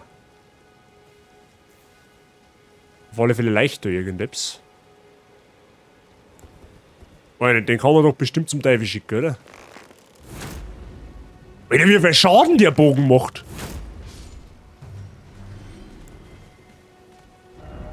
Unter den Ruinen liegt ein Gemach.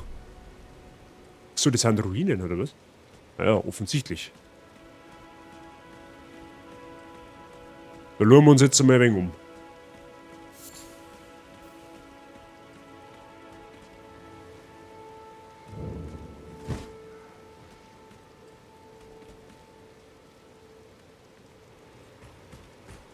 Ich würde schon sagen, der muss ja irgendwann einmal daherkommen.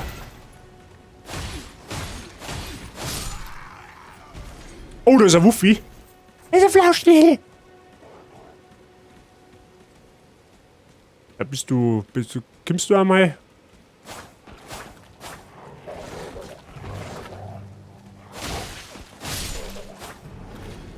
Ah, und der andere chillt sein Knierscheiben. Okay, ja gut. Leiche plündern. Dünne Bestienknochen, okay.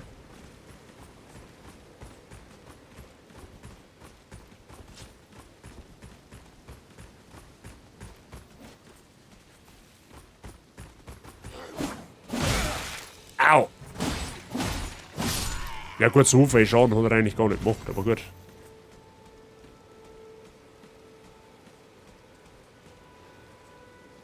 Weil da haben wir ganz schön viele Gegner unterwegs, du, hier lebt mir am Arsch.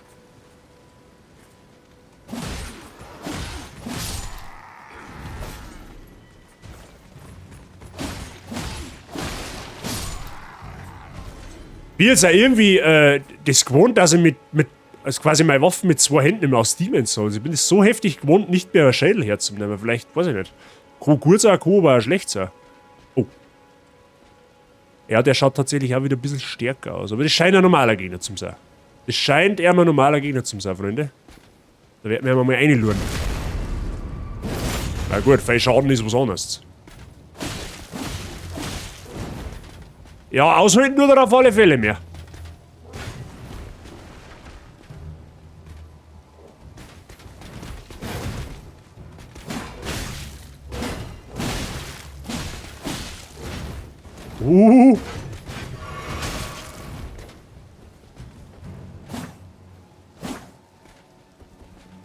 Oder nehmen wir ihm lieber mal das Schädel des Vertrauens.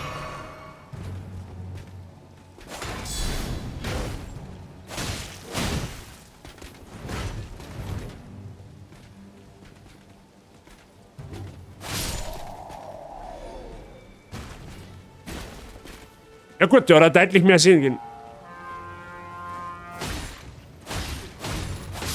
Okay, der alarmiert sogar. Oh, leck, jetzt brennt's aber. Oh, jetzt brennt's aber, Freunde. Ich gehe mal stiften. Da gehen wir mal ganz gewaltig stiften. Okay, Gegner können sich auch gegenseitig alarmieren.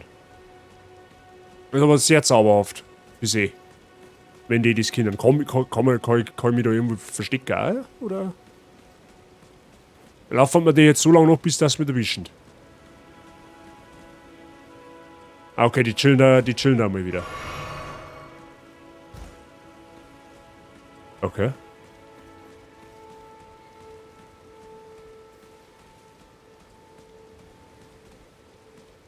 Okay, also es scheint in jedem Gebiet irgendwie Gegner zu geben, die haben deutlich stärker als andere. Also da muss man dann tatsächlich ein bisschen aufbauen. Das war wieder eine Herausforderung, außer zum Finden, wo man denn schon hinkommt und wo nicht. Oder, was heißt, hinkommen tue ich ja überall, aber... Kann man das auch machen? Aber wo ich hin soll, das ist die Frage. Weil ich glaube, dass ich oft in ein Gebiet einrennen will, in dem ich noch nichts verloren habe. Okay, das sind jetzt wieder alles relativ normale Gegner.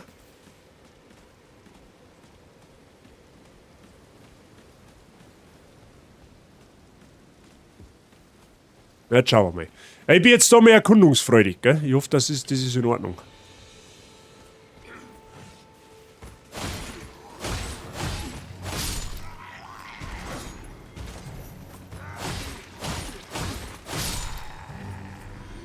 So, mit täuscht mich das oder ist. Okay. Godric Soldatenhelm, ja toll. Oh, was haben wir da? Ach, das kann man aufmachen. Ein Flegel. Aha. Zum Morgenstern quasi.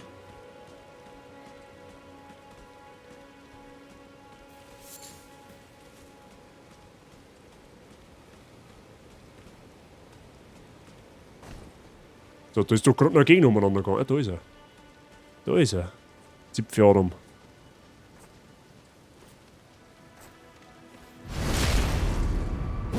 Ist halt so krank, dass der mit dem Backstep einfach One-Shot ist.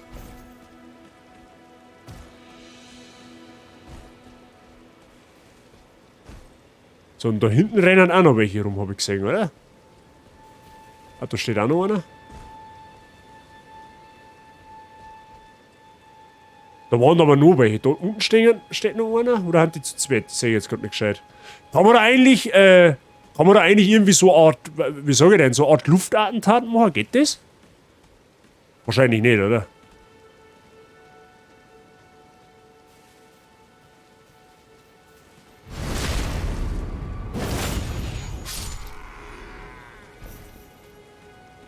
Ja, man muss hier gerade außen rumschleichen, dann geht die ganze Geschichte schon. Da hinten liegt Loot, das ist gut für uns.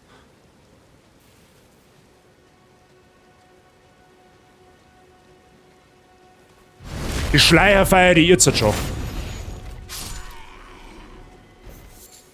Ein schwelender Schmetterling, okay. Und kann Schmetterlinge sammeln, toll. So, was haben wir da? Kartel im Ah.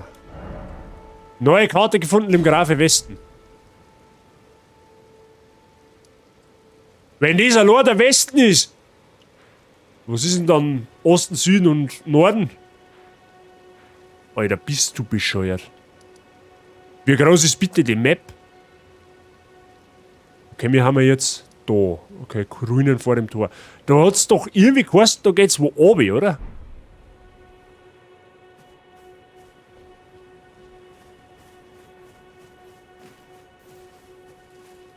Ah, da, okay.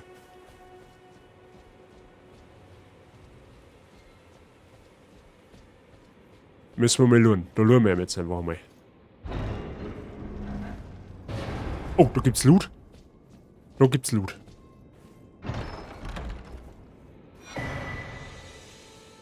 Hinzufügen von Talenten. Was? Mit Hilfe eines Schleifmessers, Mr. Herbert, könnt ihr Kriegsasche an Orten der Gnade benutzen, um eure Waffen neue Talente zu verleihen.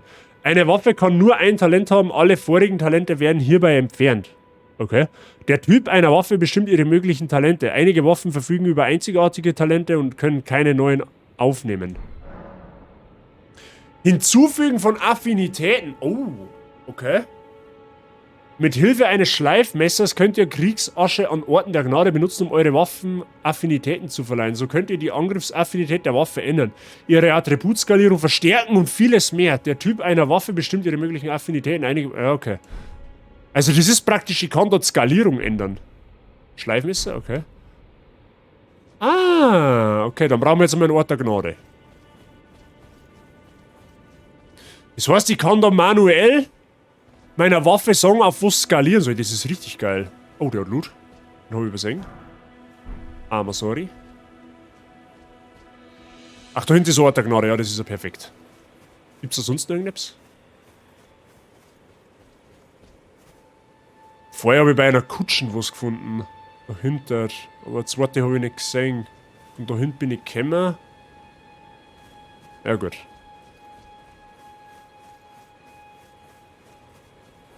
Da war Ort der Gnade, meine ich, oder? Ja, perfekt. Die Karten habe ich, ja.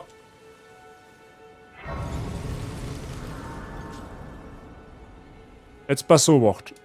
Also die meinst du jetzt, die habe ich gefunden, ja. Und gerade noch so ein Ding, so ein Untergrund, so ein Talent-Ding ins Kirchen. Da habe ich so eine Schatztruhe jetzt gefunden, aktuell. Bäh. Asozial. Achso, das zieht sich dann wie so ein roter Faden da um, ja. Wahrscheinlich müssen wir dann da irgendwo rein. Ich denke jetzt mal, keine Ahnung. So, jetzt rosten wir da mal, damit wir wieder mehr Heilung haben. Was ist jetzt? Ah, jetzt passiert was. Okay, Obacht.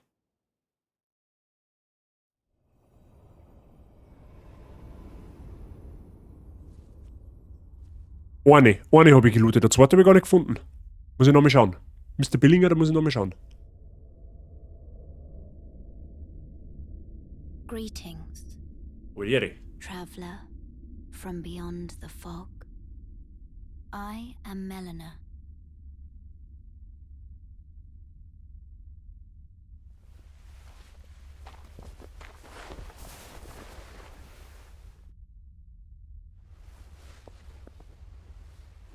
Jetzt wieder ausschauen tut's nicht.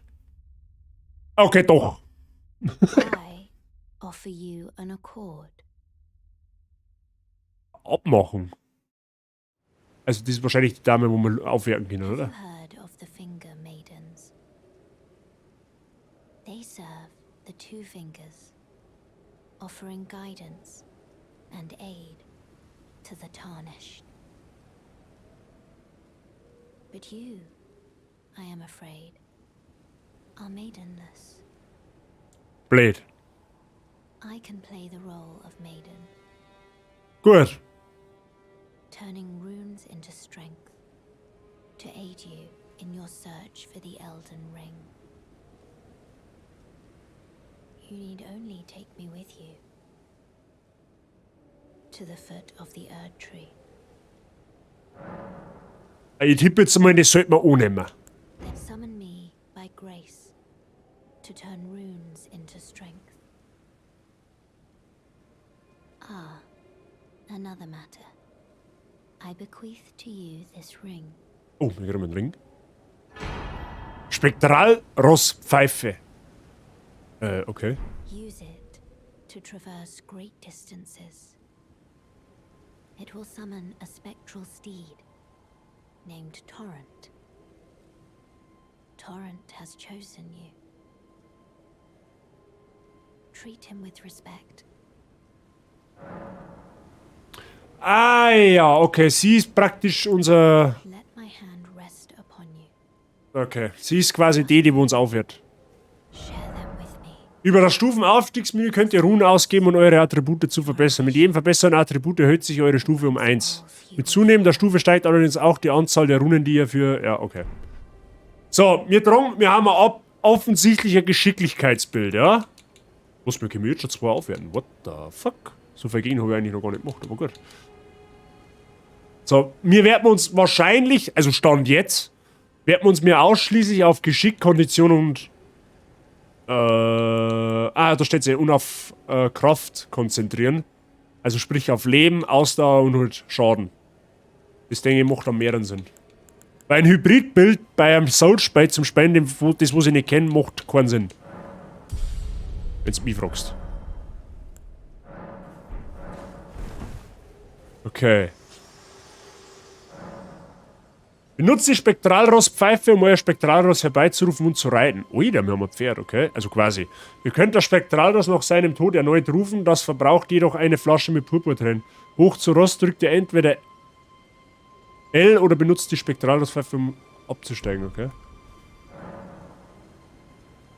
Aber was haben wir da jetzt? Im Hauptmenü könnt ihr über Beutel 6 Gegenstände in eurem Beutel ausrüsten. 4 dieser Gegenstände können ohne Öffnen des Hauptmenüs benutzt werden. Aha. So, wo haben wir jetzt? Ah, was haben wir da? Erinnerung der Gnade. Ja, was macht denn die überhaupt? Wir können da jetzt... Ah.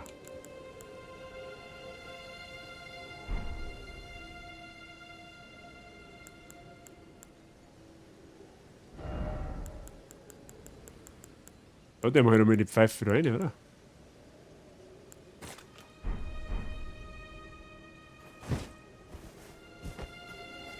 Wir können das jetzt...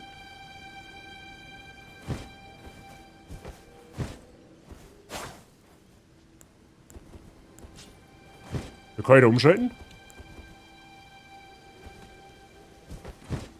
Das habe ich vorher irgendwie gemacht, aber ich weiß nicht mehr wie. Hilfe, ich weiß nicht, wie man umschaltet.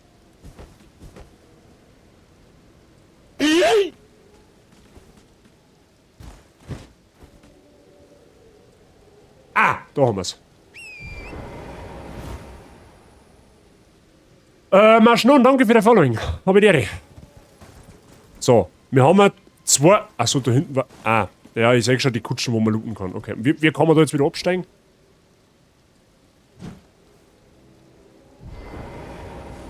Ah ja, okay, alles klar.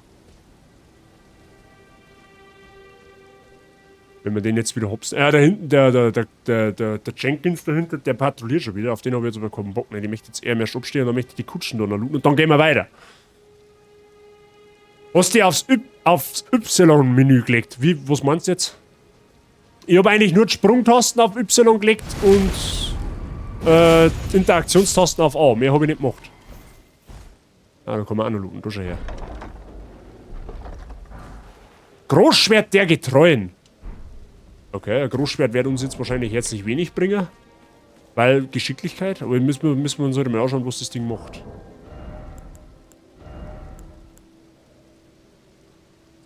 Ja, da haben wir die Stärke nicht dazu. Das ist mir auch klar. Ja gut, und wo soll die jetzt hin? Da auffahren, oder was?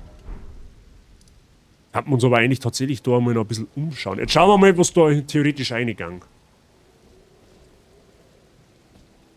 Ah, das schaut mir massiver so an, wie wenn da ein Boss kam. Wenn du mich fragst. Also das schaut schon... Ah, ich weiß nicht, ob ich da einige mehr hätte.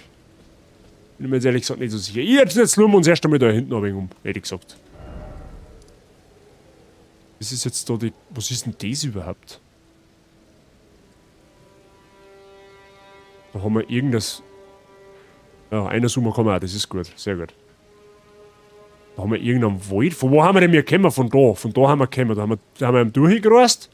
Die Frage ist, was ist jetzt das dahinter? Das meine ich, schauen wir uns einmal noch an. Das könnte interessant sein.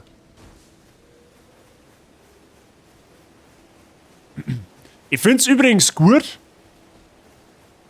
dass man, während man in der Overworld so rumrennt, außerhalb des Kampfes, dass man keine Ausdauer nicht braucht. Das ist sehr zauberhaft.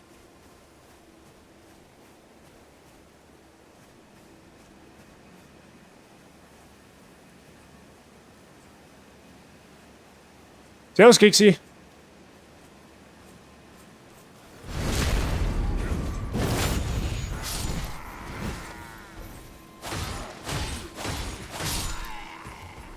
Damit wir gleich noch mal ein paar Seelen geeint. Oder Runen. Ich sage einfach immer Seelen. Jetzt haben wir sogar noch Tanjo hergekriegt. Alter, was ist denn? Ey, es schaut schon wahnsinnig geil aus. Da kannst du immer wirklich nichts sagen.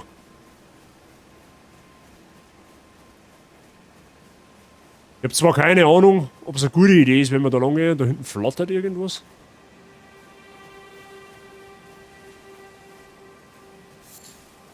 Das ist auch wieder Ort der Gnade. Die haben ja auch überall, oder?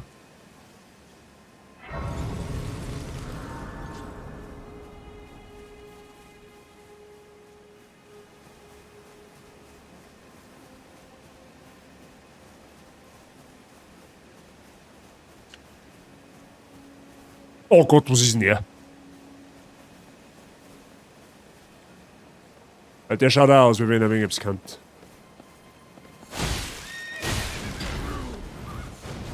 Ach, das sind zwei Gegner gleichzeitig praktisch. Fern und er.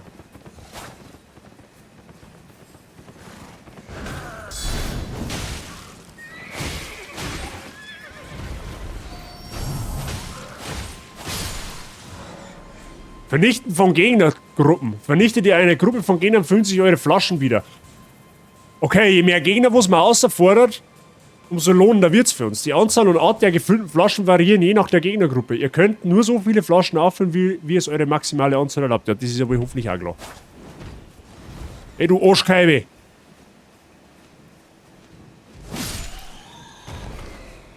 Okay, das finde ich geil, dass du da Flaschen regenerieren kannst, wenn du mehr Gegner außerforderst.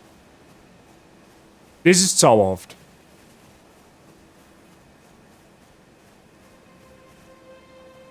Adleraugenteleskop, was ist denn das schon wieder?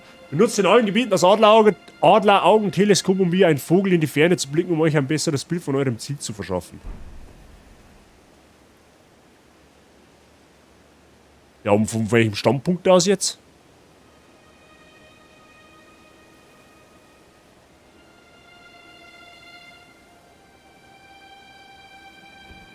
Achso, der schaut. Achso. Also da gibt's mehrere so Bäume, die wohl leichten oder was, aber ein fucking OG-Baum, das ist dann eher da. Das ist der Obergrüßbaum praktisch. Ja, wir müssen wir dann dahinter irgendwo sollten wir hier, oder was? Ja, toll.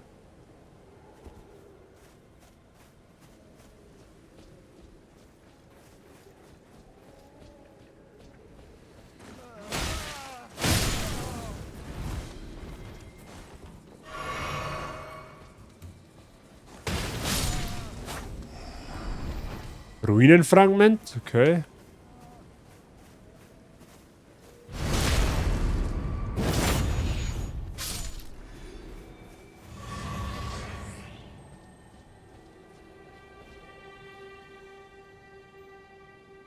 Ja, ich lauf halt einfach jetzt gerade. Oh, da ist schon wieder so einer. Ich laufe halt gerade also ein bisschen blind durch die Gegend. Oh, was ist denn das?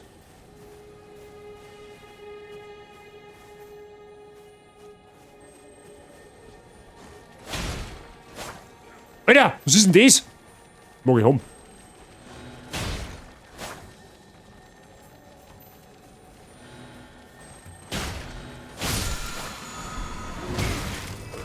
Kriegsasche, eiserner Wille, oh Gott. Dunkelkavallerist. Ja toll, natürlich laufen wir jetzt in den Boss rein, oder?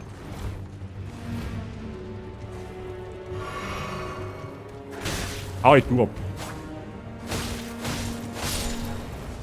Wie ist denn der jetzt? Wie ist denn der jetzt?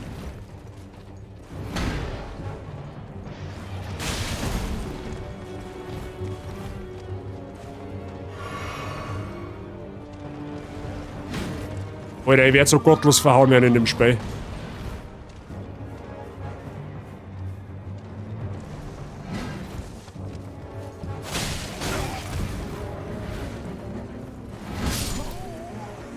Oh, leck mich am Säbel. Ja, das Spiel wird schwierig. Ach so. Ich hab da so eine Statue übersehen. Hab ich die übersehen, die Statue?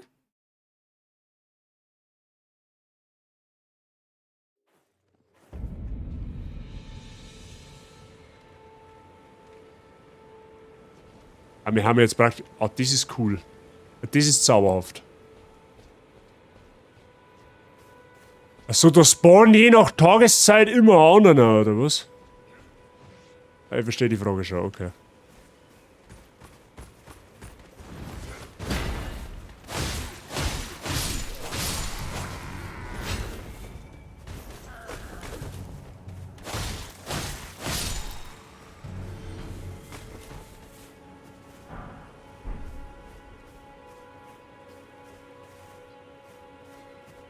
Ja, ich glaube, ich verstehe das Ganze dahinter schon. Es gibt halt Main- und Minibosse, tippe mal.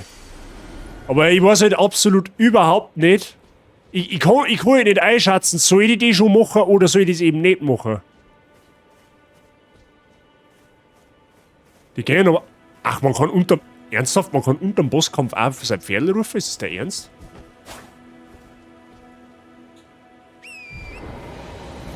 Okay, das probieren wir mal aus. Ach, das ist ja nicht einmal der Boss.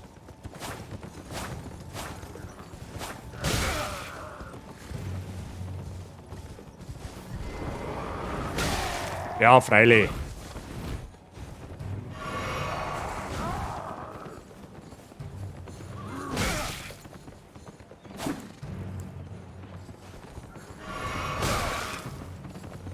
Jetzt stell mich gerade in Deutschland.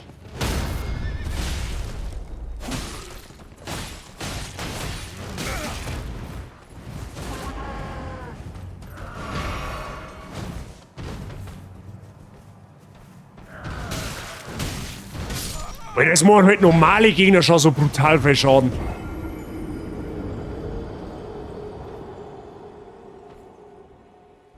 Solange es in der Open World ist schon, okay.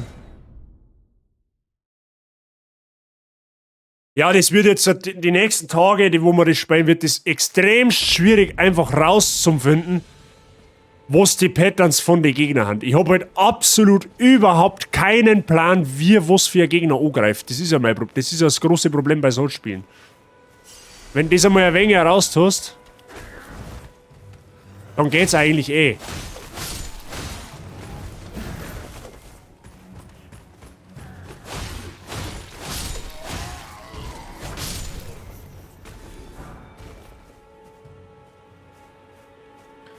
Ja, so, okay. Aber war da, jetzt Moment, damit da vorne war doch ein Ort, da kann, ach, da hinten ist die Statue, ja, jetzt sehe ich es auch, okay.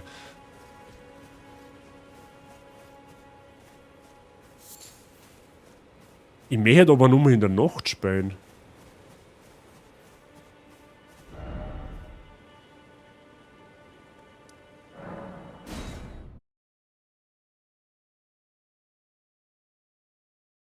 Ja, weil er hat jetzt schon so ausgeschaut, als wie wenn er jetzt nicht unbedingt am Tag da rumrennen darf.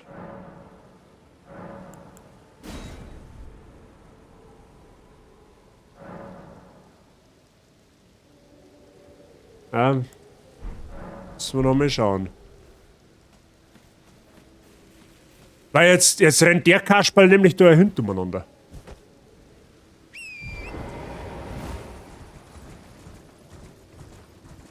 Muss man halt dann nur aufpassen, dass man dann nicht wieder ein paar Gegner mit reinrennen.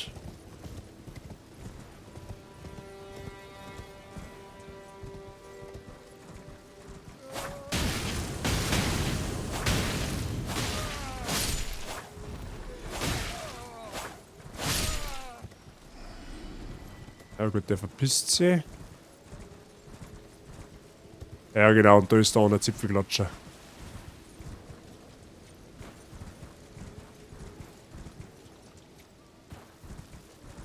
Da muss man halt aufpassen, dass da eben die Gegner nicht mit in die Arena einlaufen.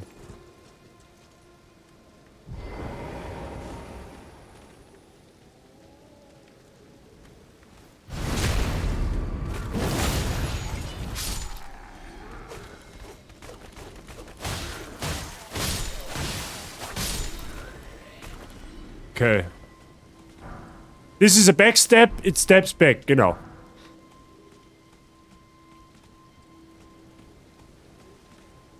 Jetzt probier einfach mal mit Pferd, weil es einem eh nicht hilft. Aber blocken kann ich da nicht, gell?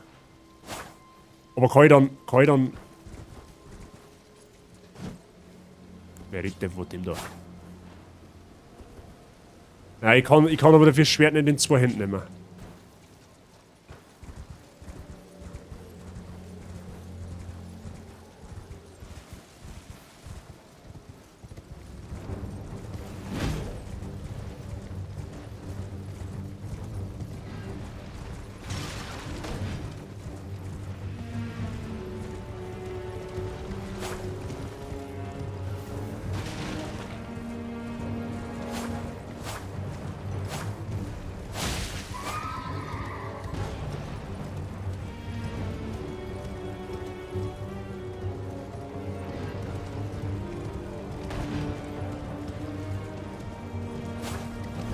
Ja, okay, das ist noch ein wenig hakelig, das muss ich jetzt erst rausfinden.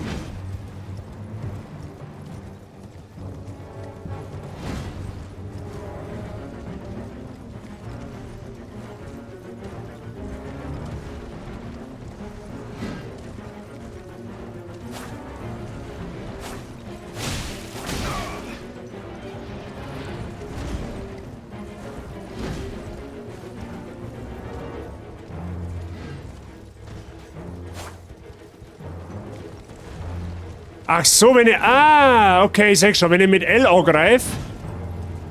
Da... Nein! Steig du wieder auf das Pferd auf, bist du behindert. Ja, toll.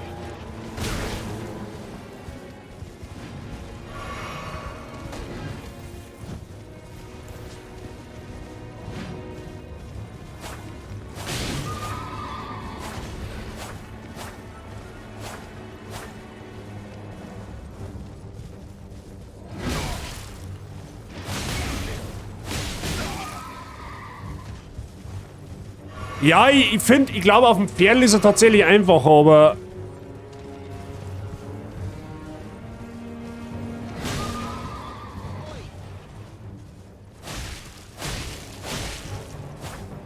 Wo ist er jetzt? Achso, jetzt beamt er sich wieder weg, oder was?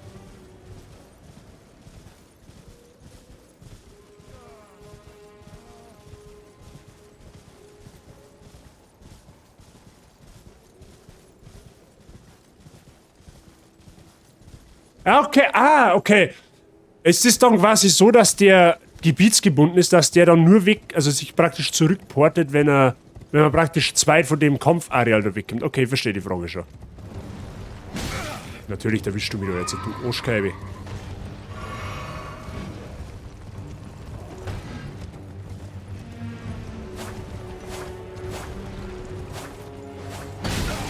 Aua. Aua. Nein, ich kann mich nicht mehr heilen.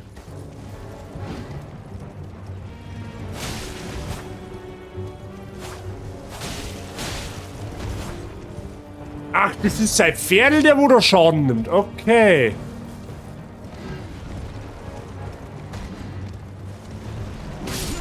Ja, okay. Verstehe schon. Das ist Pferd, das wo da Schaden nimmt. Das ist nicht er selber.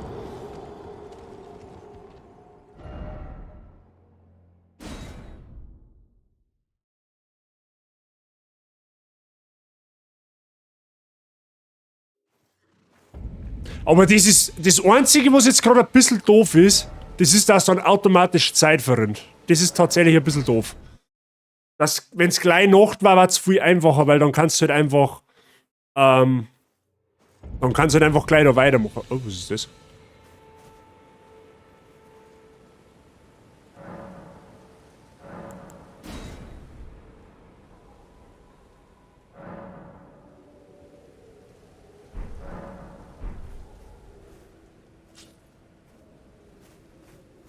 Hast du ja mal einen Marker gesetzt? Ach so, hab ich das? Ah! Ja gut, okay.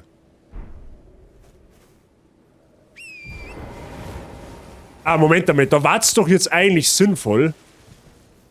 Jetzt pass so, da war's doch jetzt einfach komplett sinnvoll, wenn ich halt die Flaschen investiere. In eine Heilung. Weil, warum FP? Für was? Da habe ich lieber eine Heilung mehr.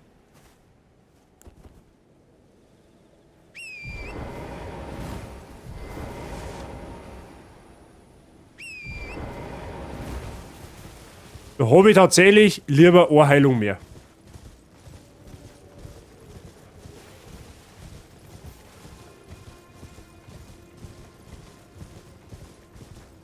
Weil ich glaube tatsächlich, dass der Morne ist machbar. Ich glaube, dass der gar nicht so tragisch war. Glaube ich. Kann mich halt natürlich auch wieder täuschen. Ne? Da eher der Zipfelader mit seiner scheiß dummer Fackel.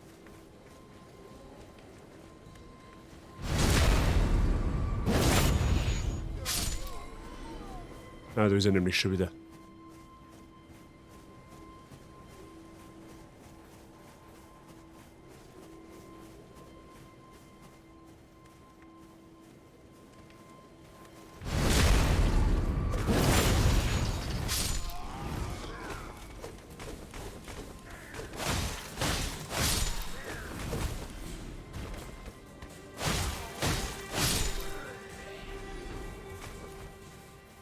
Jetzt gehen wir schnell stiften und warten, bis sich der Hansel da wieder umdreht. Weil bis daher kommt er ja in der Regel nicht.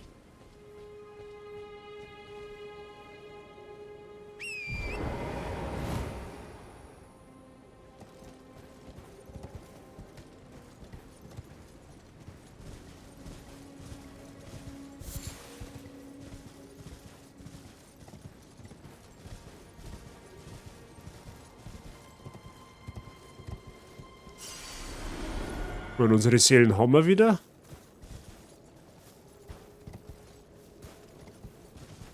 Ja, der hat 2 Leben. Das sind im Endeffekt 2 Lebensleisten, was der hat.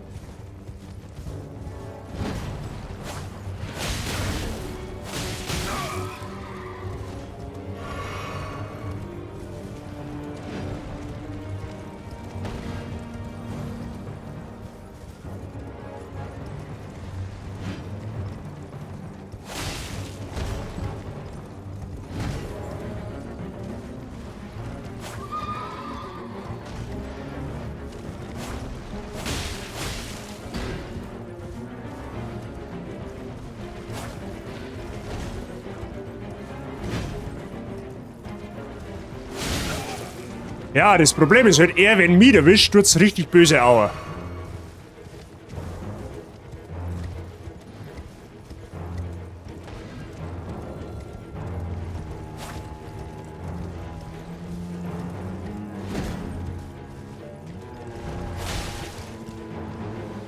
Hä? Hä, wie jetzt? Wie jetzt? Ja, toll. Und hä? Okay. Ich hab keine Ahnung, wo ich jetzt bin. Ich mach da wieder auf. Ich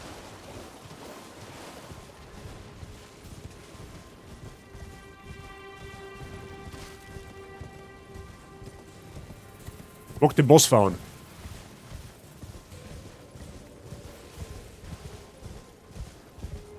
Wir spielen da jetzt Fanger, Mike, genau. Auf dem Pferdelatsch schon gehen. Ja, ich habe auch so eher das Gefühl, dass wir am Pferdl mehr Erfolg hätten. Glaube ich, denke ich, hoffe.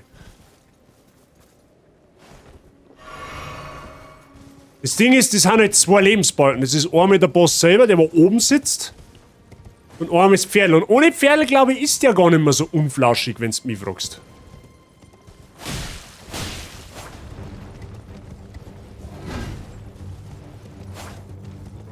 Allerdings muss man sagen, die Sprintsteuerung auf dem Pferd ist natürlich jetzt auch ein bisschen so eine Gefühlssache. Gell? Also das ist jetzt auch nicht so...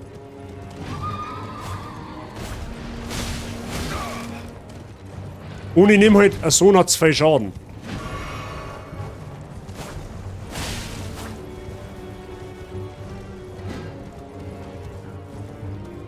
Ha, jetzt passt auf, Trick 17, Freunde. Jetzt passt so 8. Jetzt machen wir Trick 17. Jetzt warten wir, bis das sich er verzirkt. Wenn er sich verzirkt. Ja genau, weil der portet jetzt nämlich. Jetzt werden wir mal ein System abusen, Freunde. Jetzt werden wir ein System abusen. Haben wir schon rausgefunden. Ich glaube, dass ohne Pferdl nicht so brutal ist. Meinst? Ich glaube, dass mit Pferdl... Also du meinst der Gegner ohne Pferdl, ja, glaube ich auch. Ich glaube, dass der Gegner ohne Pferdl eher flauschiger ist. So, jetzt passt so was. Jetzt werden wir System abusen, Freunde. Jetzt werden wir mal absolut System abusen. Den Kasperlkopf da hinten, pass auf, habe ich meinen Pfeilbogen ausgerüstet. Jetzt haben wir einen Pfeilbogen ausgerüstet.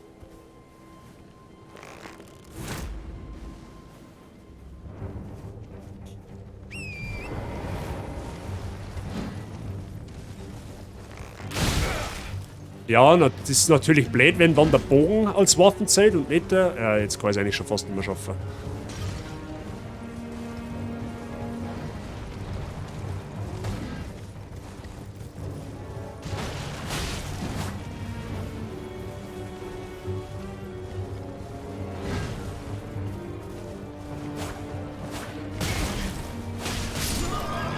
Ja, gut, okay. Okay. Ich glaube, ich habe einen Schlachtplan, Freunde.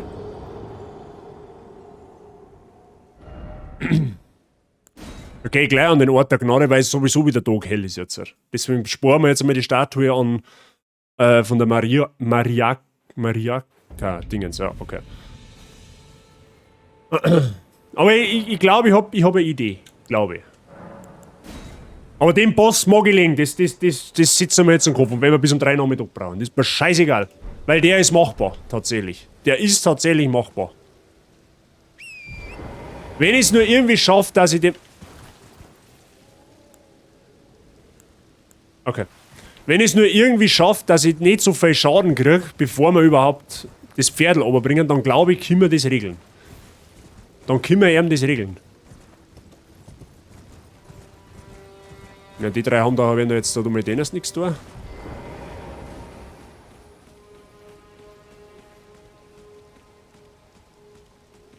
So, jetzt warten wir mal, weil der lurt schon wieder. Und Geralt, das habe ich dir recht, da kommt man ins Stream und nur Mimimi und keine Geschubste. Da haben immer Geschubste da, egal ob Mimimi oder nicht. Merkt ihr das? So, auf alle Fälle, Phase 1. Ich mag meine Dinger wieder haben. Meine Runen. Das ist mal das Allerwichtigste.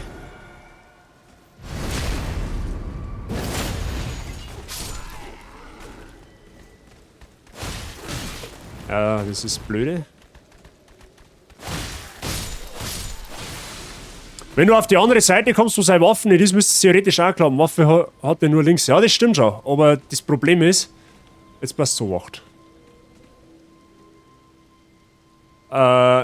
Ich glaube nämlich, dass der seine Waffen switchen kann.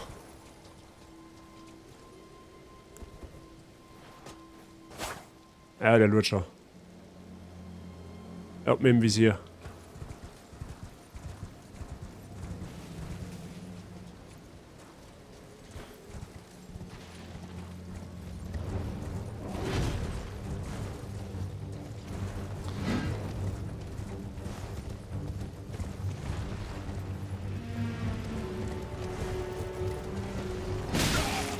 Das ist blöd, der darf mir ja so nicht erwischen.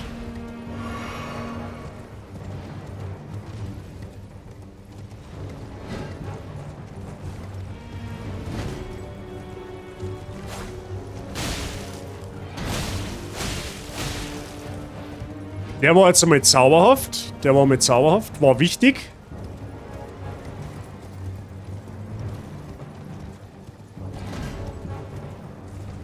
Ja. Aber Mr. Option, ich glaube, wir haben eine Strategie. Aber der wendet sich halt auch relativ schnell, das darf man halt auch nicht vergessen.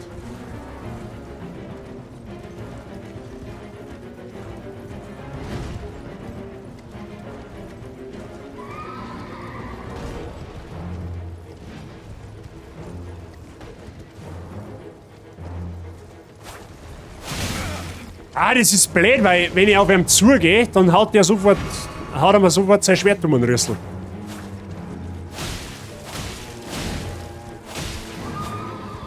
Aber so kann es gehen, theoretisch. Wenn ich ihn auf die Seiten bringe, wo er nicht seine Waffen hat, dann kann ich gute Salven landen. Das ist auf alle Fälle schon mal...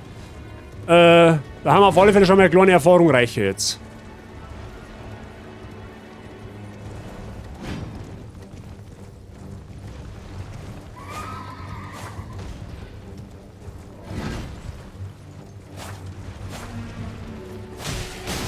Ja, so nicht. So nicht. Da bin ich jetzt ein wenig zu weit links gestanden.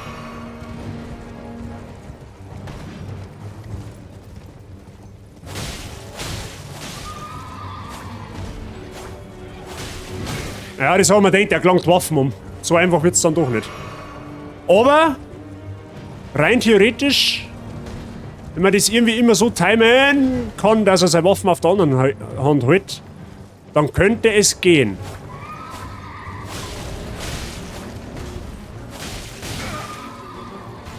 Okay, du darfst halt absolut nicht greedy werden in dem Spiel, das habe ich schon festgestellt. Greedy werden in dem Spiel ist dein Tod. Definitiv.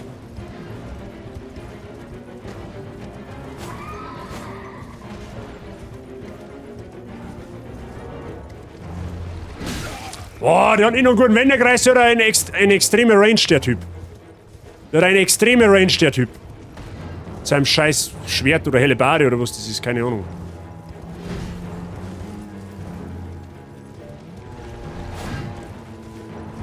Ah, das ist jetzt... aber wir tasten uns immer weiter ohne. Das ist ja schon mal was.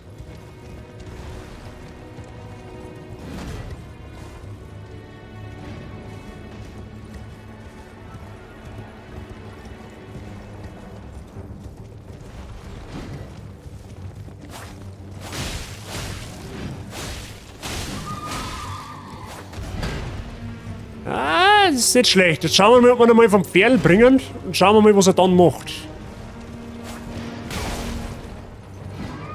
Gut, ich überlebe den nächsten Schlag nicht mehr, aber das ist jetzt erst einmal zweitrangig. Wir tasten uns in aller Seelenruhe an.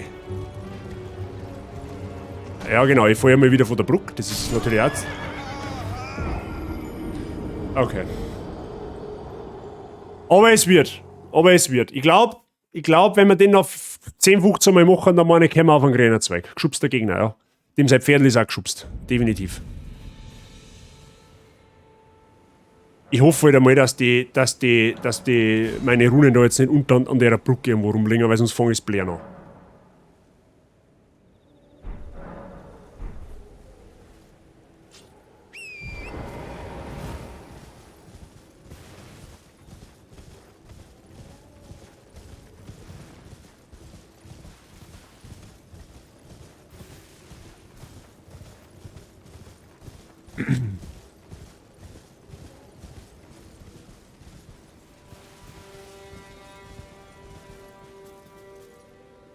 Meine Frau hat der Birger gestern eigentlich irgendwelche Bosse gemacht?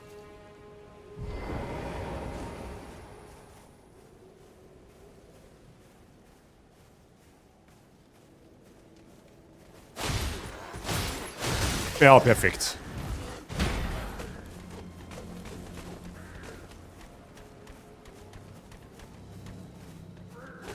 Jetzt wäre natürlich der Boss auch noch triggert, dann können wir sowieso sofort schreiben, dass wir gefallen haben.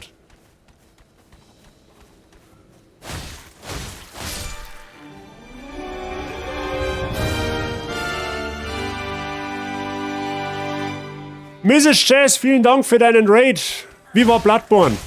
Hat's vorangekommen im Kenhurst Castle. Willkommen an alle Raider. Wir spielen mal Elden Ring. Wahrscheinlich verzupft sich die Hälfte jetzt gleich wieder. Wir haben am Fällen. Definitiv.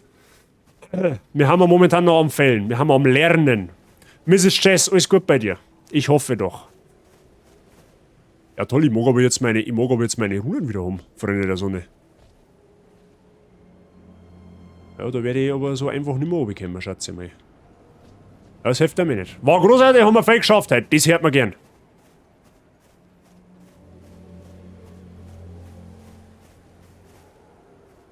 Er hat den Goldenen Reiter und den ersten Storyboss hat er im Stream nicht geschafft und Offstream hat er geschafft. Aha, okay, muss aufpassen, weil der schwarze Reiter hat wieder ein Problem mit mir. Also, wir halten mal fest, wir kann den von der linken Seite theoretisch flankieren. Theoretisch. Scheiß Mauer. Jetzt muss ich erst einmal mitkommen da auf Bruck da, weil da ist da mal überhaupt nichts. Ah, da haben wir die Seelen. Das ist sehr gut. Nehmen wir natürlich Tant.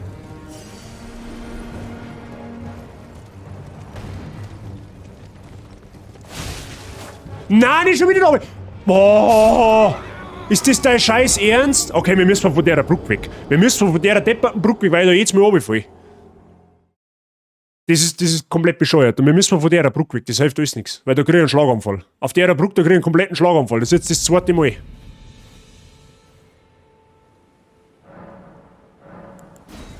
Da steht's mir auf. Senkrecht.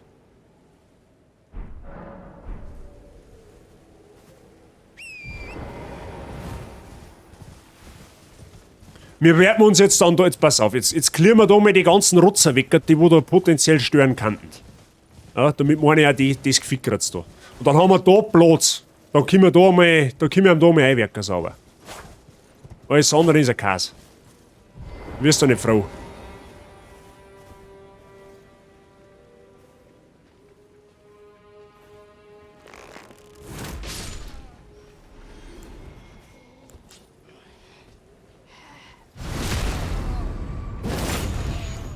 Nein, ich brauch keinen Flausch jetzt nicht. Das war jetzt eher nicht gut, wenn du mir jetzt einen Flausch eindruckst, weil ich bin jetzt gerade konzentriert. Vielleicht noch danach, wenn wir fertig haben. So, da haben auch noch 3. Und wenn wir jetzt die beseitigt haben, dann kann ich da kämpfen, weil das da unten, das ist so ein Blödsinn.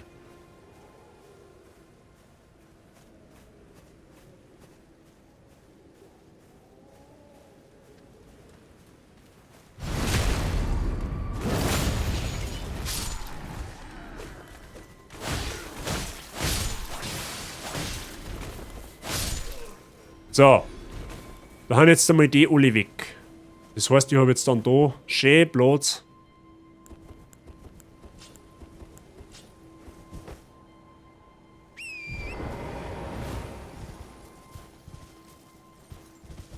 So, aber von deiner Brücke da, du Kasperlkopf.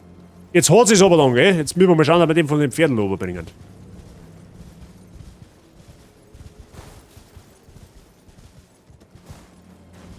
Ach, man kann auf dem Pferd auch springen. Ja toll, das hätte ich vielleicht vorher wissen sollen. Ich bin ein wunderschöner Schmetterling. Ah, jetzt hat das Blitz, dass ich die am Kämpfer mehr hört. Okay, jetzt mal gut Ding will Weile haben. Wir greifen mir jetzt nicht unbedacht an.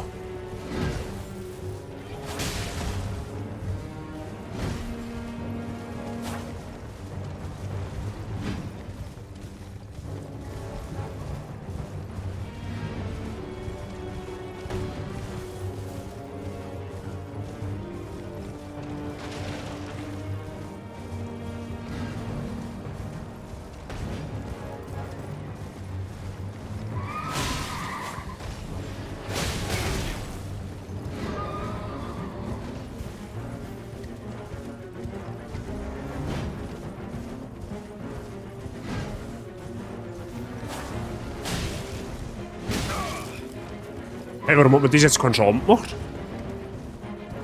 Aber ist eh gut, ich will mich ja nicht beschweren.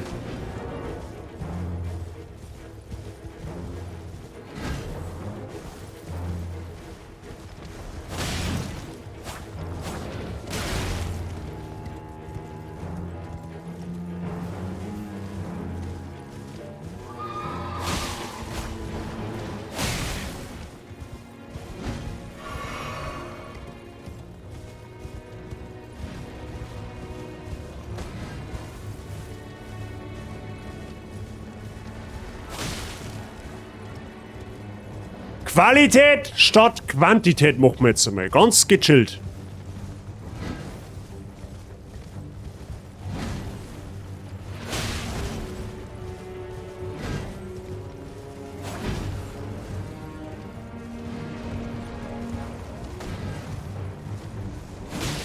Oh, das war sehr, sehr knapp, dass er mich da nicht erwischt hat.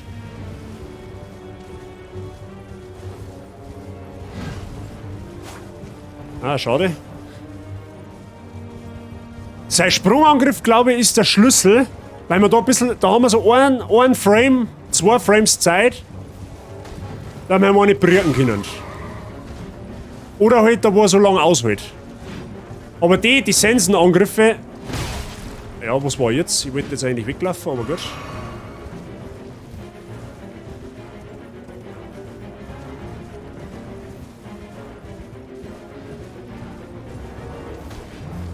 Ah, da ist jetzt der Ding im Weg gewesen, okay. Da muss man einfach aufpassen von der Zeit her, wenn es ein bisschen... Bei den Sensenangriffe brauche ich es gar nicht erst probieren, da erwischt er mich nämlich.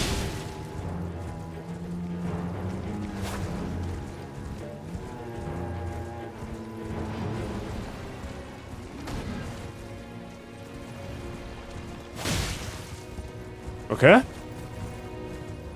Ich kann jetzt nicht so auf den Chat schauen, das ist mir aber, denke ich mal, verziehen.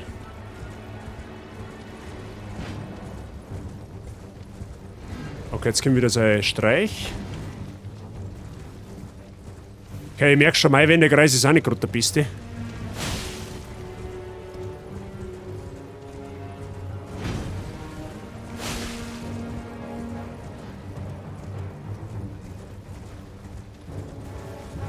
Ja, der Pferd pfeift langsam aus dem letzten Loch, mein Freund. Aber das, ich glaube, ich möchte es nicht verschreien, aber aktuell, meine ich, haben wir jetzt gerade den besten Ding, wo wir mit dem Pferd klarkommen.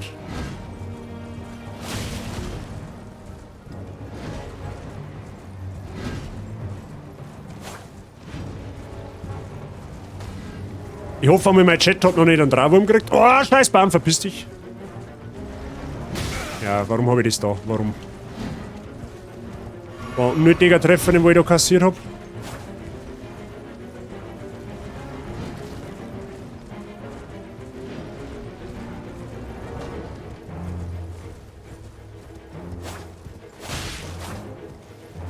Ah, jetzt haben wir zu weit weg, okay. Ja, okay, das ist fein. Das ist absolut fein.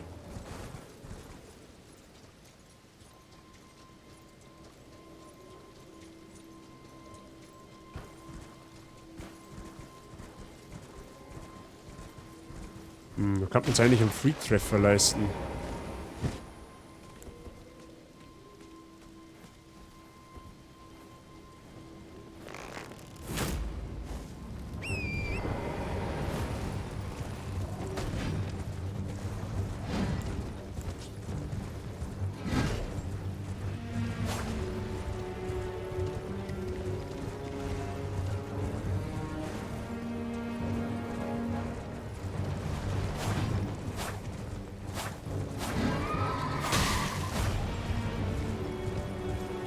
Ja, 2, 3 Schlagerl noch, dann hat's ihn.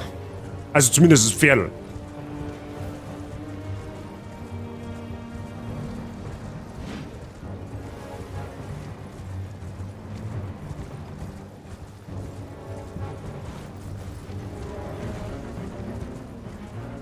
Jetzt kommt der lange Angriff.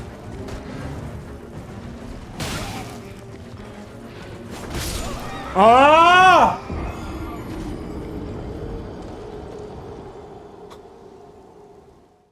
Fast.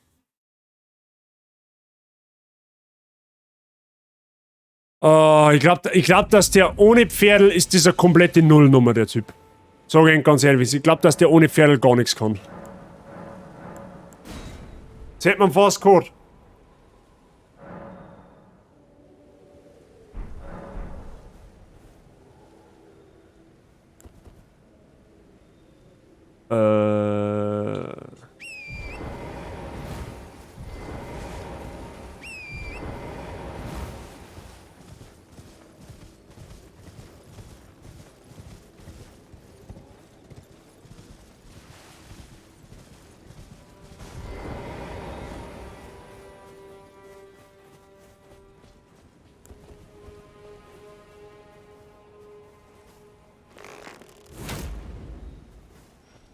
Aber ich möchte den Boss möchte ich auf alle Fälle machen, weil der ist machbar. Das ist jetzt nicht etwas da, wo man sagt, okay, den kannst du nicht schaffen vom aktuellen Stand der Dinge her.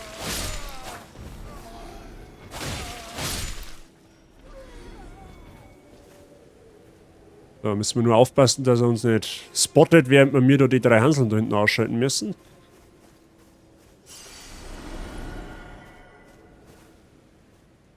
Ja, F. Meine ganzen Kristalle, bevor ich vergessen aufzusammeln. Ja, toll.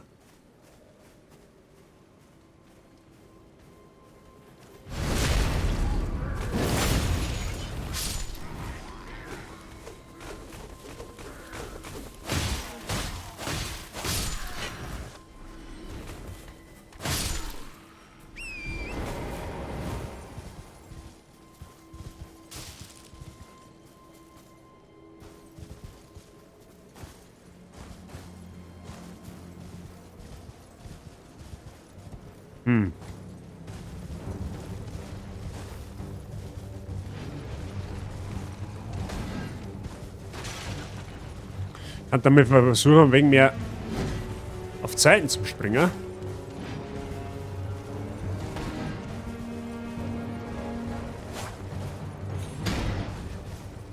Alter, man kann einen Doppelsprung machen.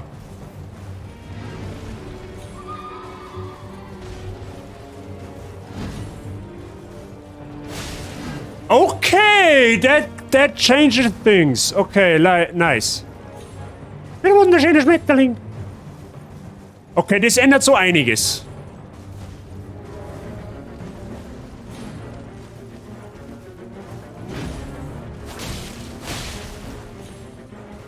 Das ändert einiges, Freunde der Sonne.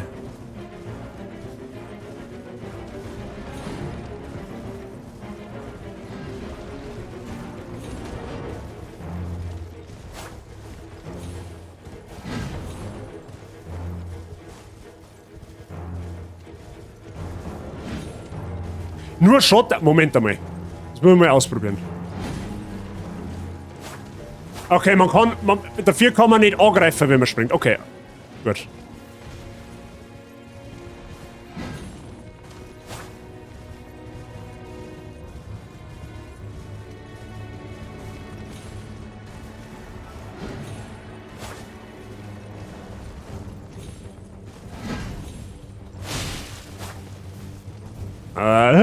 Bam.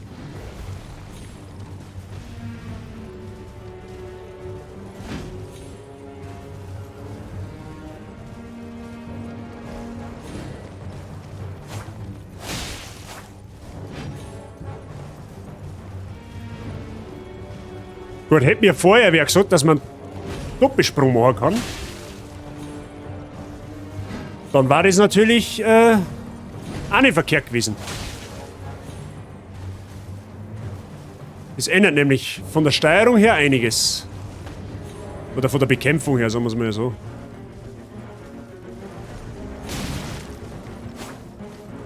Okay, ich verstehe nur, macht mich nicht, wann mir ein Schlag trifft und wann nicht. Also er trifft mich schon, aber der Schlag zum Beispiel jetzt hat wieder überhaupt nichts abgezogen.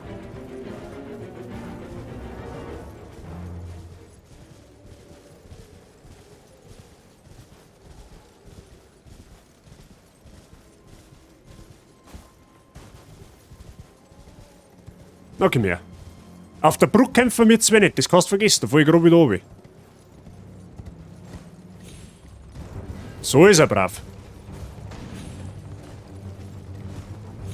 Aber man kann auch Haken schlagen in der Luft. Okay.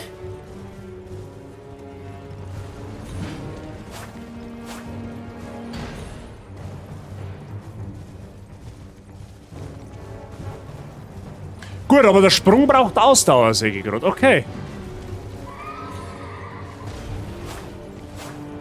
Bist du ein Dusel?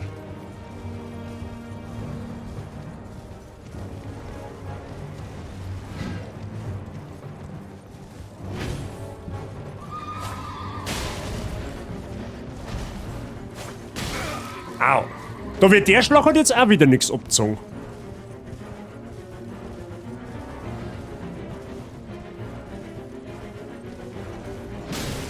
Der auch nicht? Der hat auch wieder nichts abgezogen?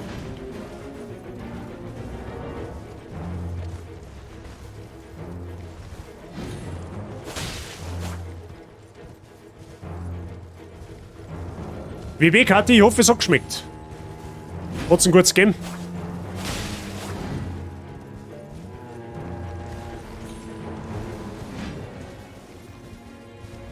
Ja, also der tut mir deutlich leichter. Frühstückstoast. Ja, ist auch nicht verkehrt. Um 2 Nachmittag. Toast geht immer. Ah, 2 gesprungen. Das hat auch nichts. Hey, ich verstehe das nicht. Wann zieht jetzt ein Schlag was ab und wann nicht?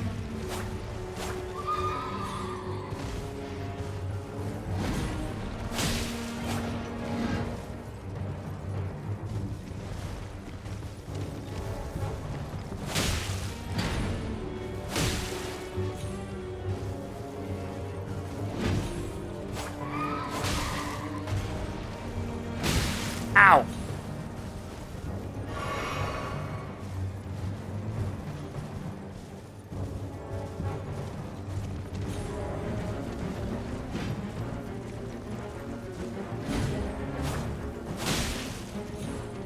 Okay.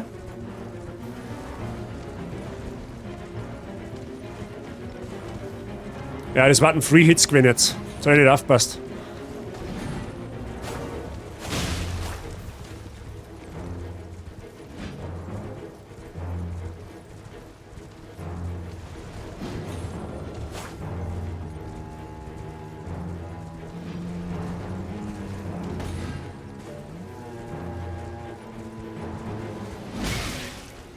Okay. Achso, wenn er das Pferdl trifft, dann zirkt es mir gar nichts ab, oder wie? Okay. Nice Info, okay. Ja, mit dem Aiming ist noch ein wenig so eine Sache. Ich bin die Pferdesteuerung noch nicht so ganz gewohnt. Aber es hilft schon unfassbar, wenn man springen kann.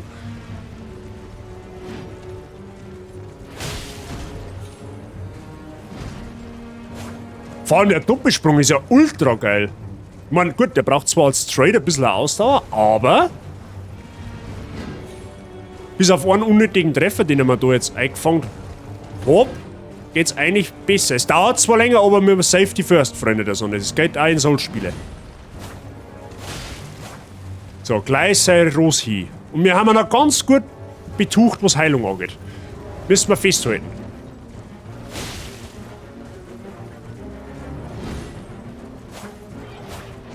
Oh, nicht greedy werden. Meine Zeit wird kommen. Ich möchte ja zumindest einen Boss in dem ersten Stream klatschen. Da war es aber direkt aus. Das war für mich als Soul-Spieler ja schon fast eine Peinlichkeit.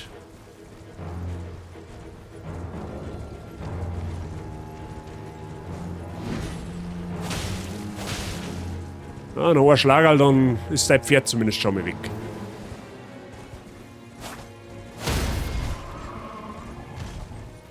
Okay, Pferd ist scheinbar hier. Jetzt nur noch er über. Und ich schwöre bei Gott, du kannst jetzt gar nichts mehr. Gut, aber jetzt muss man halt dazu sagen, seine Patterns sind natürlich jetzt auch wieder entsprechend anders.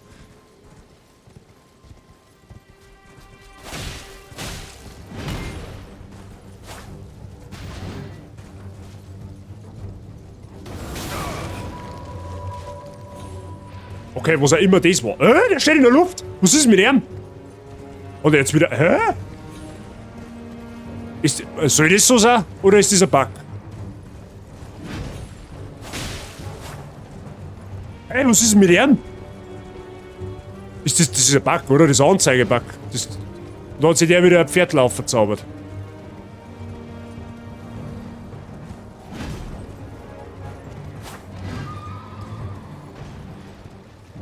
Das sollte eigentlich ein Pferdl sein, da unter ihm, oder?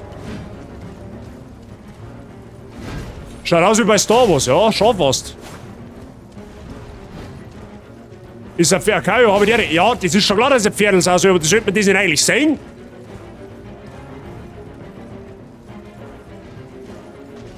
Schaut irgendwie so ein bisschen. Es schaut irgendwie funny aus.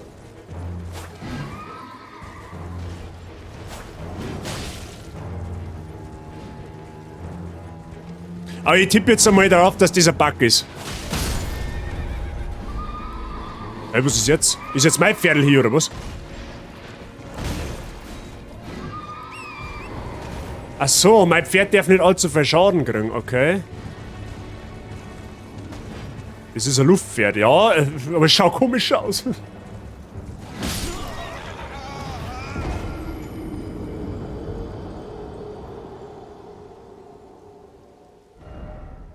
Merkt Senk, wenn ihr einen Boss bekämpft, schaut's nicht auf Chat.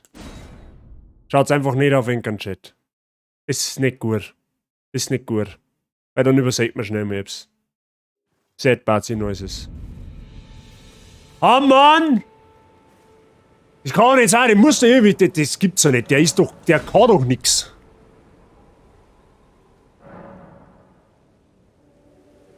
Aber zumindest haben wir ihn jetzt einmal vom Pferd runtergebracht. Und der war fast hin, der Typ. Ich mag jetzt den Boss schaffen, weil ich ihn schaffen mag. Ganz einfach. Mir ist scheißegal.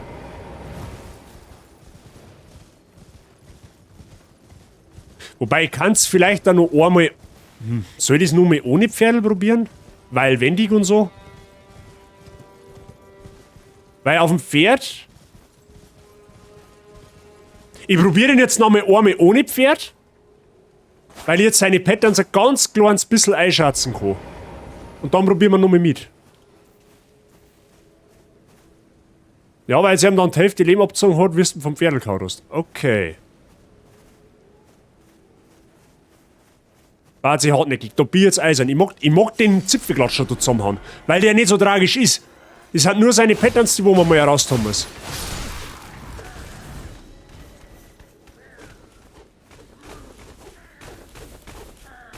Ja, halt doch dein Futzen, ne?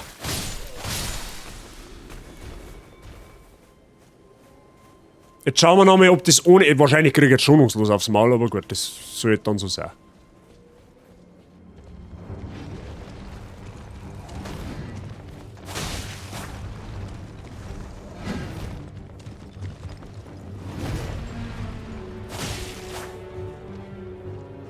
Gut, allerdings mache ich da eher jetzt keinen Schaden nicht.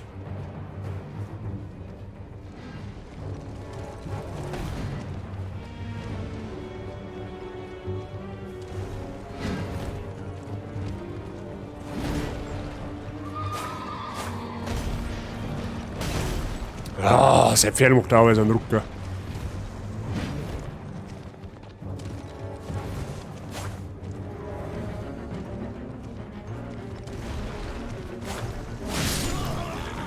Ja, okay, das kannst du ohne Perl, kannst du es vergessen. Das kannst du ohne Perl vergessen. Weil er schnell ist.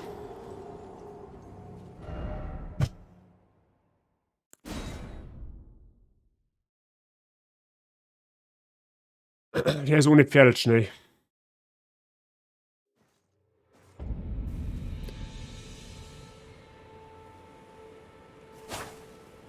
Wow.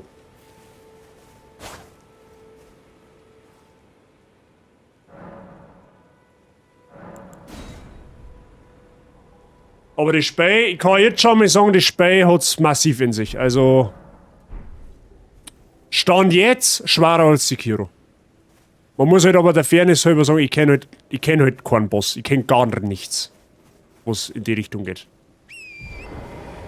Also er hat schon hart in sich. Bisher. Ja, kann sich natürlich noch ändern. Aber so Stand jetzt ist es schon sehr schwer. Vor allem, du weißt halt nicht, wohin. Das ist ja das. Also das heißt, eigentlich weiß ich schon, wohin, aber es wird nicht besser werden, sag ich jetzt einmal. Und bei dem Typen habe ich jetzt noch eher das Gefühl, dass er machbar ist. Aber wenn da gerade... Ich glaube, dass mir der Grafikbug einfach brutal irritiert hat, weil ich halt im Endeffekt dem sein Pferdl dann nicht mehr sehe. So. Weil der hat bestimmt nur mehr Pferdl gerufen.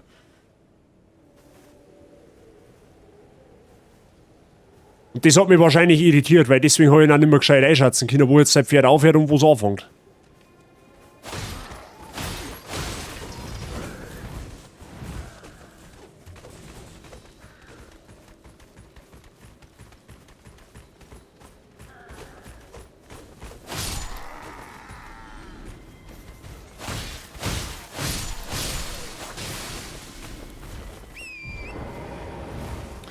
Okay, aber scheinbar darf auch mein Pferd nicht, oder keine Ahnung, ich sage jetzt einfach Esel, Pferd, Dingens, ist ja wurscht. Mein Pferd. Das darf scheinbar auch nicht so oft getroffen werden, weil sonst verreckt es irgendwann. Da war halt aber auch natürliche Lebensleisten nicht schlecht gewesen.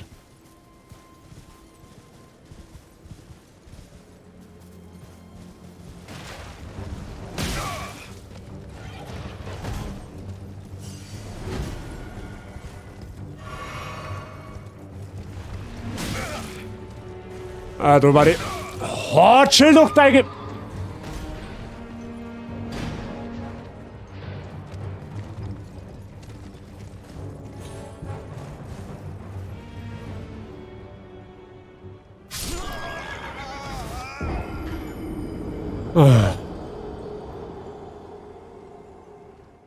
Weil ich einfach gierig auf meine Rubine war, das, oder auf meine Runen war.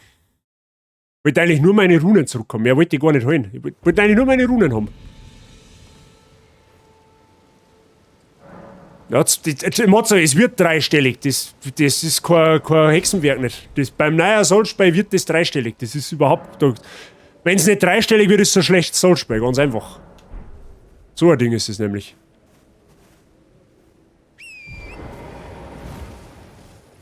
Jetzt probieren wir noch einmal. Und wenn ich dann nicht schafft, dann gehen wir noch ein wenig weiter. Dann schauen wir uns noch woanders um. Dann mache ich den vielleicht probieren Offstream oder so.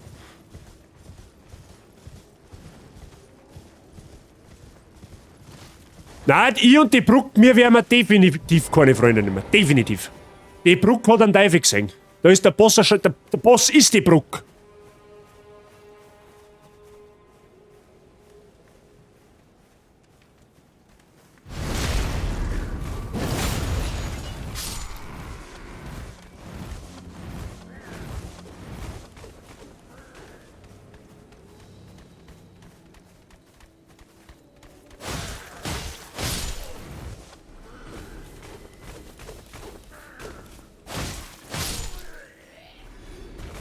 So, wo haben jetzt die... Ja, die haben jetzt natürlich da unten. Ja, nein, da geh jetzt nicht. Ich kann's vergessen.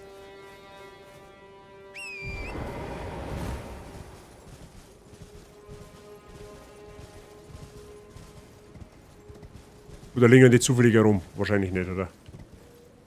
Ja, genau, als ob ich da hinkomme.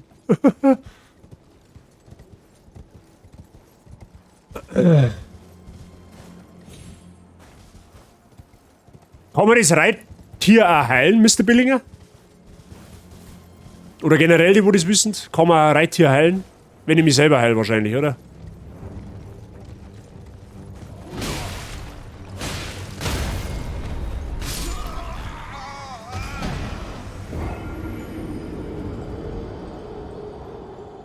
Warum waren jetzt das Viech auf 2 Schläge weg? Das hat doch vorher 10, 15 Schläge ausgehalten. Warum ist denn das jetzt auf 2 Schläge weggegangen?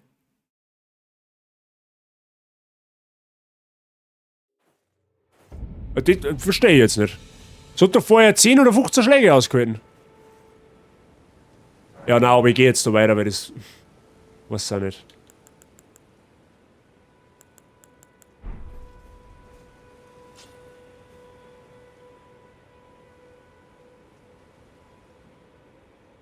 Ja, ich gehe jetzt einfach mal da...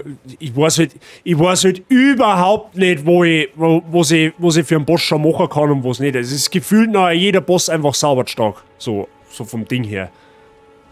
Also ich kann das gerade überhaupt nicht einschätzen.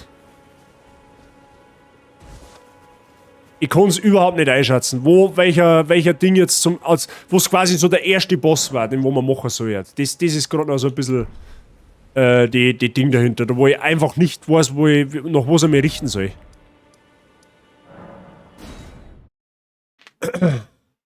Wahrscheinlich ist es gescheiter erst einmal in der Overworld, also praktisch da so in der Gegend rumrennen, Seelen farmen und dann einfach mal ein bisschen aufwerten.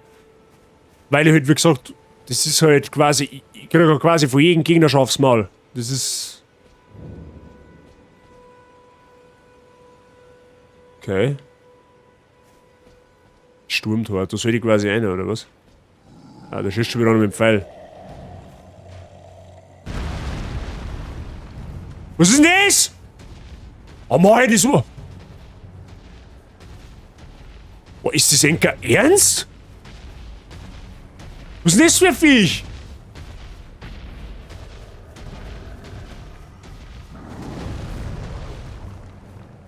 Ich kann quasi nirgendwo hingehen, wo man nicht irgendein brutaler Gegner erwartet, oder was?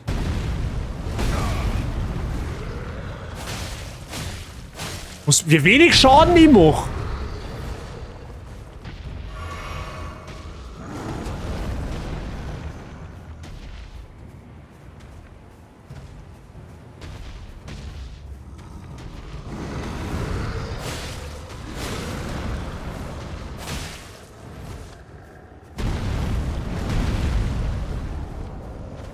Das ist nicht einmal ein Boss.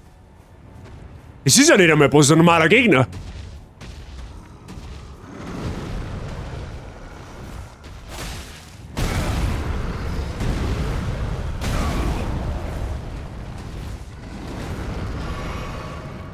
Hey Leute, ich war... Alter, hey, das ist zwei ganz schön kriminell gerade.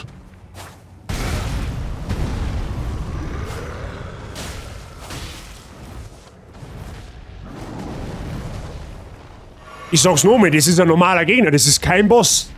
Das ist ein normaler Gegner.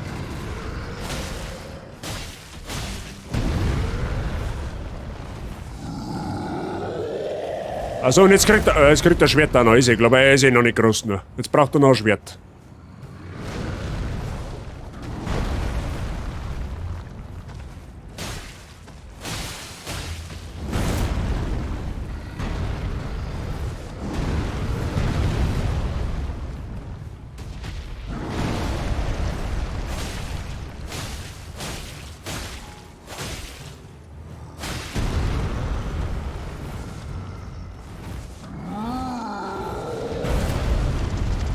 Oh, da wo der hinschlägt, wächst kein Gras mehr, das sagt der Fei.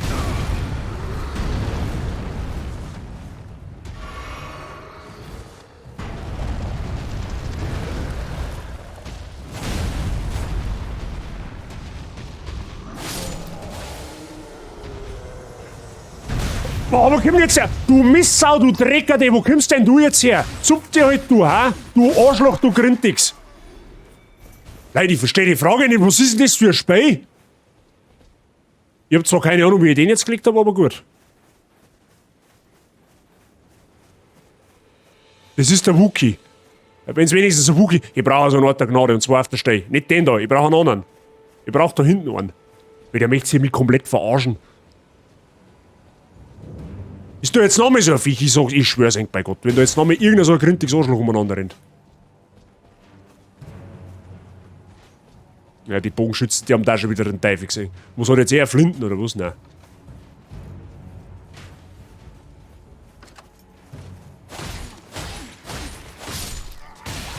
Aua.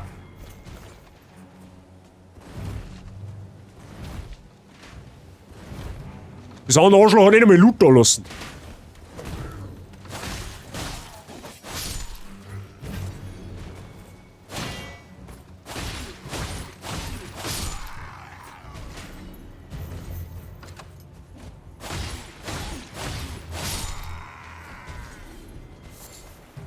Klumpen Fleisch, ja, toll.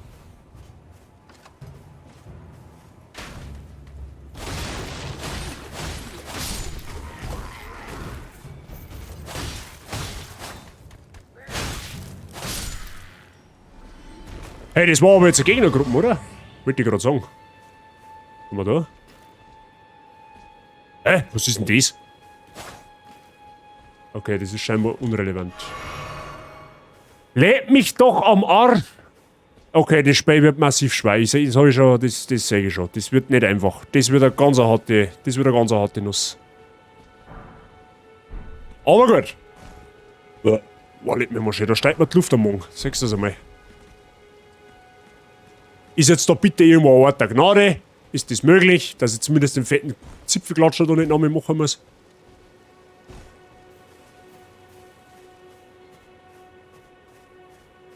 Ah, da kann man Schmetter... Oh, was ist das? Das ist leicht so komisch.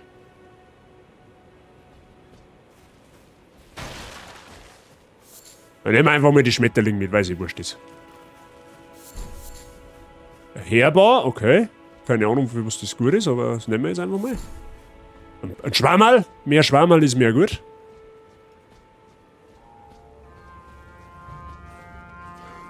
Aha, der Aborigine ist aus dem Busch. Okay, super, toll.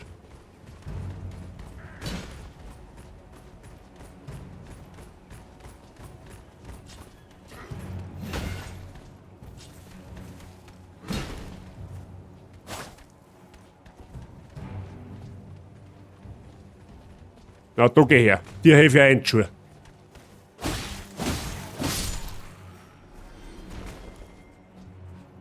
Ein wenig taktischer machen wir das Ganze. Ja, ja, nicht schon wieder ein Bein in der Hose. Da ziehen sie schon zurück.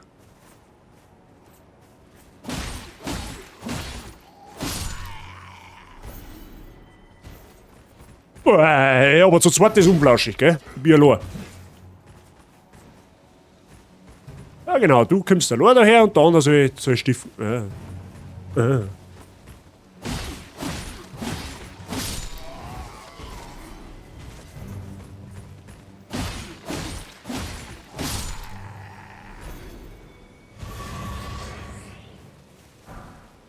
Um Bestia Wapenrock, ja toll.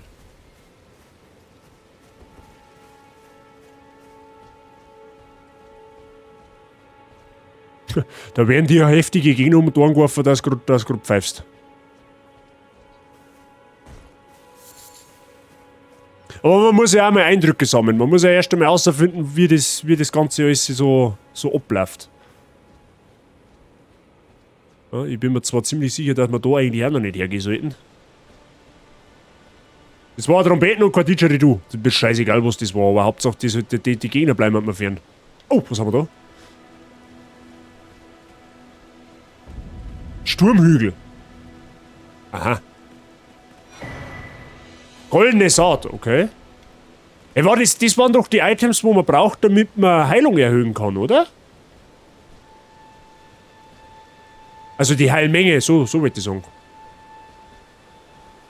Nein, ich weiß halt überhaupt nicht, wo ich hingehen soll. Ich hab überhaupt gar keinen Plan nicht. Aber mal unter Null. Goldene Saat, glaube ich, okay. Ja, ich muss auch, weil das haben wir als stark... Ja, freilich, ist eh klar.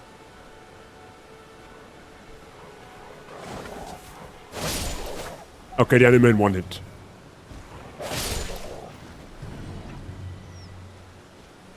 Hey Leute, wie war's mal mit einem Ort der Gnade? Ja, wenigstens die einer waren Dusch weg. Das ist ja schon mal was.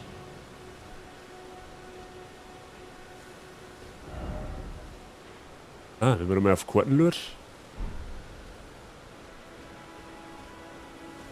Oh, da habe ich was erlurt. Ich hab's erlurt. Ich hab einen Ort der Gnade erlurt. Da gehst du her. Sehr gut. Da können wir uns vielleicht einmal ein bisschen aufwerten.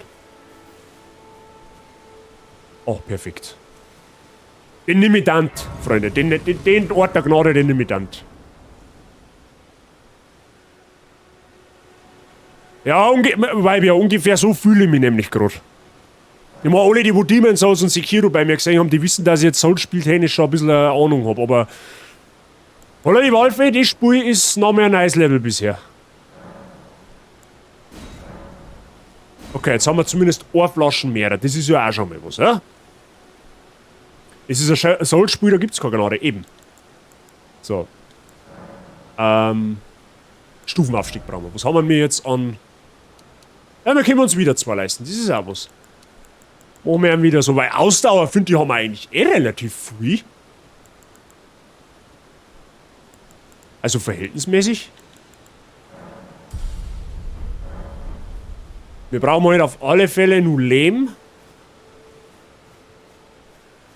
Und mehr schon. Also ja, man kann das da auch verspringen, gell? Das ist auch etwas, was ich noch ein wenig verinnerlichen muss. Steinschwertschlüssel. Ist das was Gutes? Ja, aber jetzt sagt er mal, dass ich da um soll.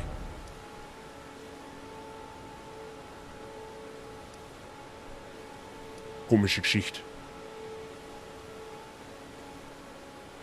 Ja, auf der Brücke liegen noch ein paar Runensteine, die ich noch über habe. Aber gut, die sind, keine Ahnung, 5 oder so gefühlt.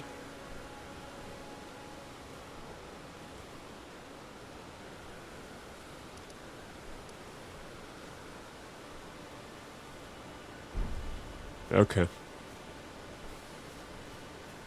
Und da hinten ist auch wieder ein Schwall von Gegner. Aber das ist jetzt wurscht, weil da haben wir jetzt einen Ort der Gnade. Das ist ja schon mal was.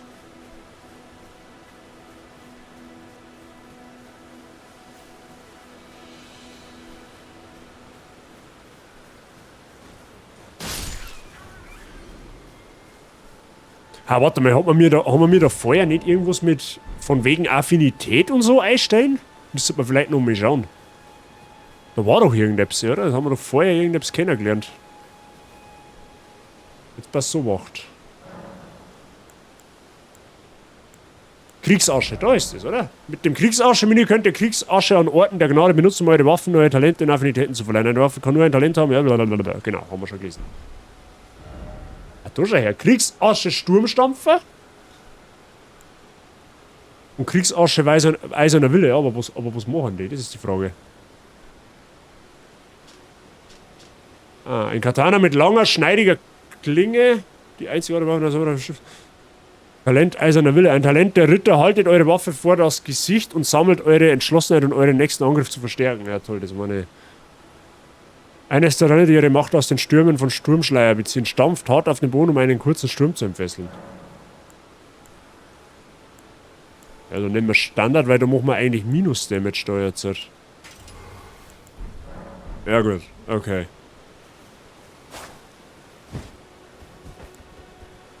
Und wie kann man jetzt das Talent eigentlich nutzen? Help me! Wie kann man das nutzen, das Ding als Talent, oder? Den...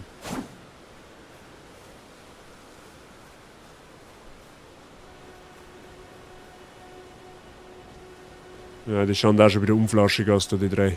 4. Achso, das sind wieder so normale, okay.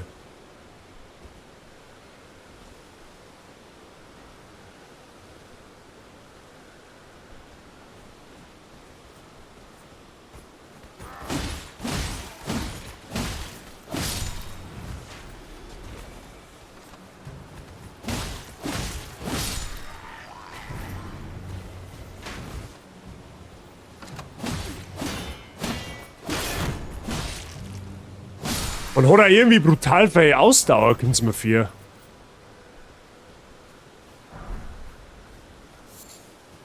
Schwellender Schmetterling, okay.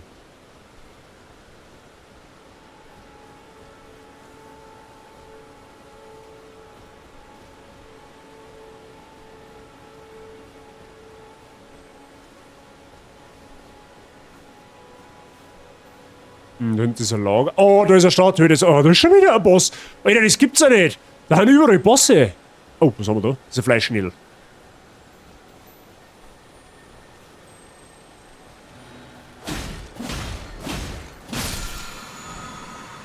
Wilde Schläge, okay. Oh, der Mann hat uns wieder in sich.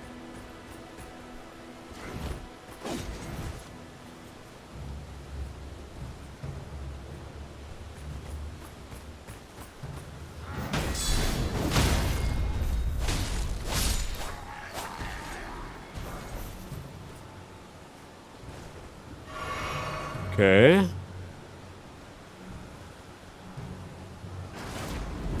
Wow! Ach, da ist ein Vollgas-Narischer dahinter, der wo mit seiner Hellebarde schießt. Alter, bist du bescheuert?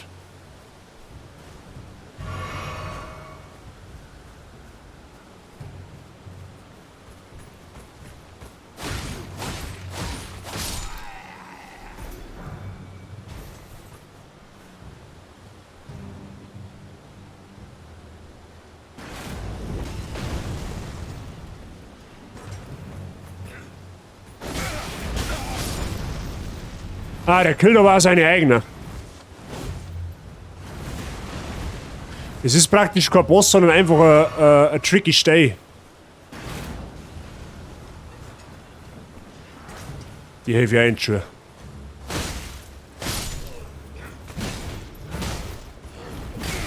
Alter, lasst mich raus. Lasst mich raus. Hilfe!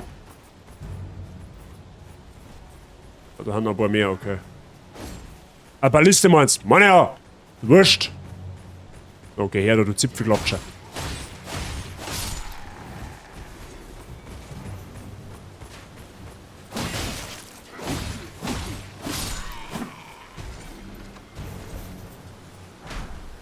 Was für Arschloch schießen da mit dem Bogen? Die helfe ich gleich. Da gehst her.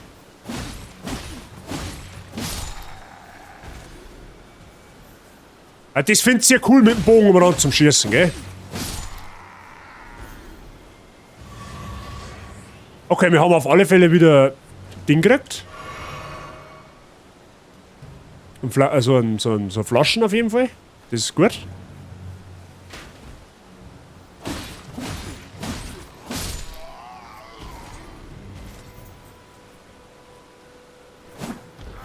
Aber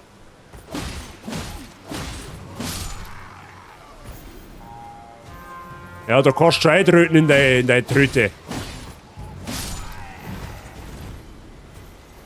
Aber Fee haben halt nicht mehr da. Aber da kriegt man gut Seelen an der Stelle, muss man schon sagen. Also er hat schon wieder 1200. Oh, da haben wir Material, das nehmen wir mit. Ein Herber. Wann ist jetzt alle da praktisch? Okay. Da ist auch noch etwas. Kann man das kaputt machen, das Ding?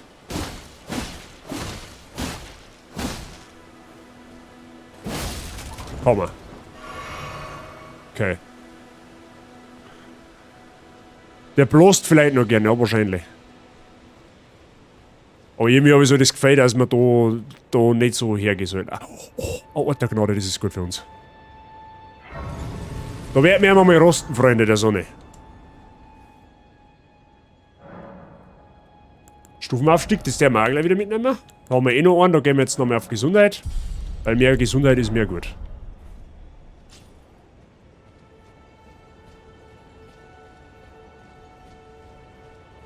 Ah, da kann man wieder Koop spielen, okay.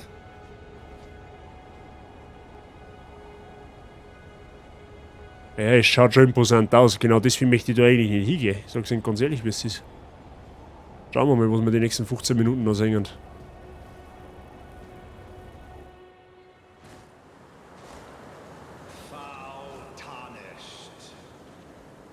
Nein!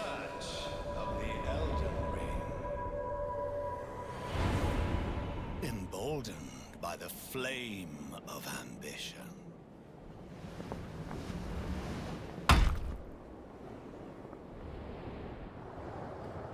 Oh Gott.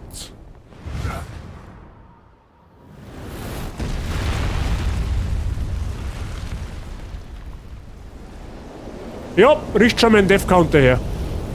Someone must extinguish thy flame. Let it be Margit the Fell. Margit, das grausame Mal. Ja toll, ich wollte keinen Boss nicht mehr. Aua. Aber bei dem machen wir mal halbwegs Schaden.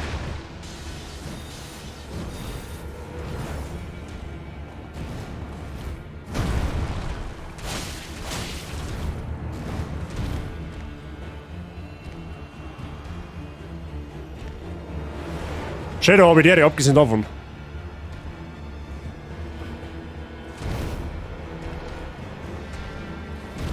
Oh, leg, das sind verspätete Schläge. Oh, das sind verspätete Schläge. Abfüllteife.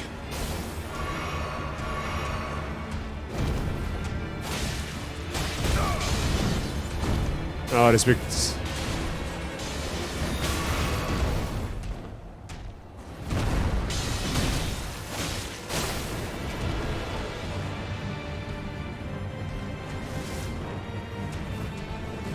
Oh, das sind lauter verspätete Schläge. Ich weiß überhaupt nicht, wann ich reagieren muss.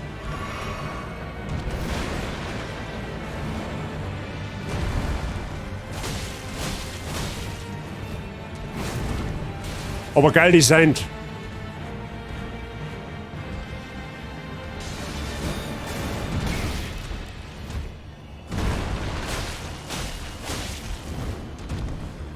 Okay, Patterns lernen, Freunde der Sonne. Der hat 5 verspätete Schläge, das heißt, der verzögert.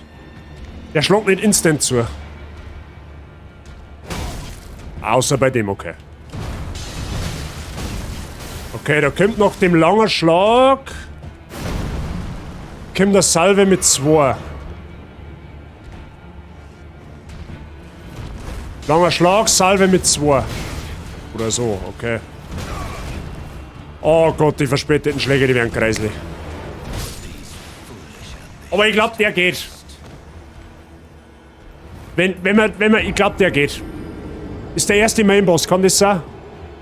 Kannst du nicht zu Kratos wechseln? Ja, das war jetzt einmal gescheitert. Gut, dass da ein Ort der Gnade war, das ist gut. Dann brauchen wir nicht weit rennen. Aber der hat viel verspätete Schläge. Das heißt, er holt aus und schluckt nicht zu, sondern wartet ungefähr 20 Sekunden und erst dann schluckt dazu, da weißt du schon dreimal gerühmt bist. Aber ich glaube, dass der tatsächlich machbar ist. Aber da muss man halt Patterns lernen. Da müssen wir halt Patterns lernen. Aber der Mann ist machbar.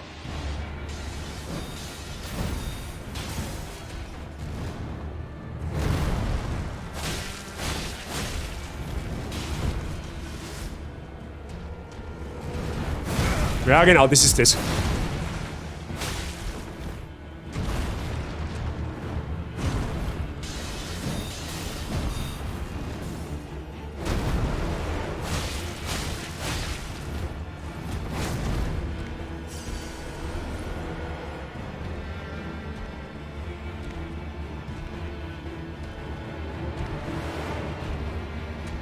Ich glaube, ich habe eine Idee, Freunde. Wenn er sich darauf einlässt, möchte ihn baiten. Ich möchte Moves baiten von ihm.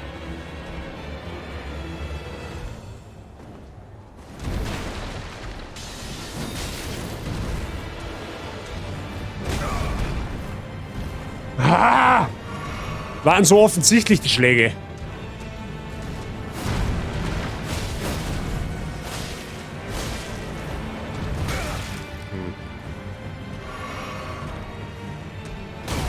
Und dann hat er wieder einen Schneller drin.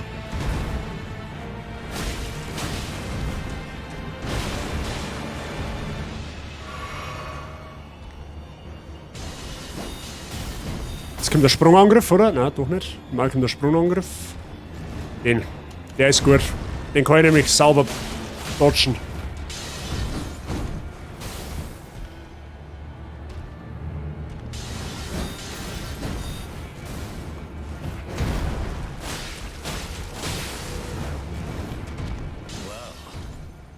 Was?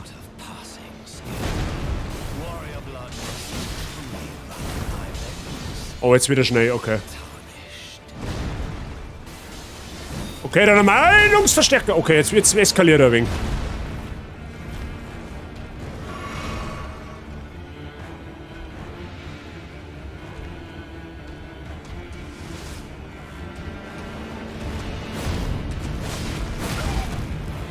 Aua.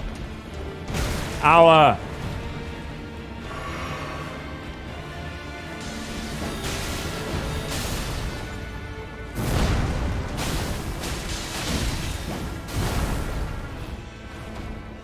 Okay, Bosse haben Phasen, alles klar. We learn something new.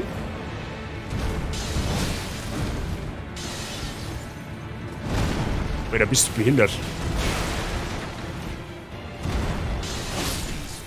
Ja, okay, aber zumindest meine zweite Phase braucht. Die verzögerten Schläge, die Hand noch überhaupt nicht meins. Die verzögerten Schläge, das habe ich noch nie gut können. Das kann ja in die normaler Secure, also in die normaler Soul-Spieler nicht wirklich gut. Weil ich bin eigentlich immer mehr so der Typ, der wo auf schnelle Bewegungen recht gut reagieren kann, aber das Verzögerte, boah! Kannst deine Schläge blocken mit dem Schild. Das geht? Ja, toll, aber dann wird meine Ausdauer halt zu null wahrscheinlich, oder? Weil das war vorher bei dem Miniboss genauso.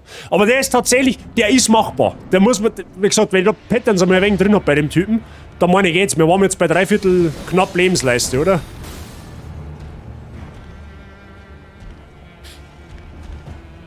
Margit. Warum hast du eigentlich Margit? Du bist der Mandel. Na gut, was du genau bist, kann man wahrscheinlich jetzt auch nicht mehr feststellen, aber... Ist es ein zweiter Angriff?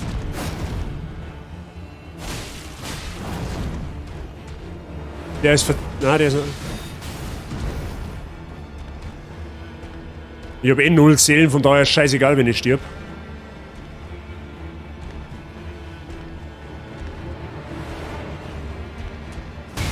Oh. Dann hat er auf einmal wieder random einen schneller Schlag drin. Okay, wenn er den macht, kann ich noch einmal angreifen. Wenn er einen schneller Schlag macht, danach geht noch ein Angriff.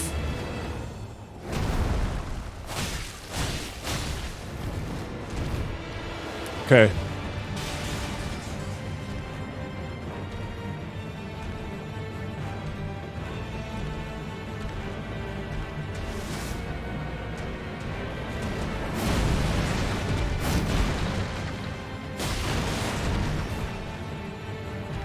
Okay, schneller Schlag sind 2 Salben. Ein langsamer, ein Drehangriff. Sprungangriff. So, zurück.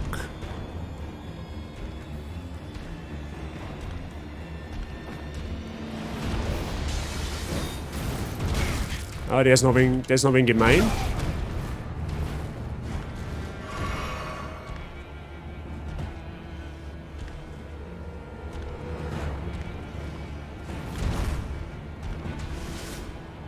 Okay, können wir da lange. Drehangriff. 2, 3. Counter.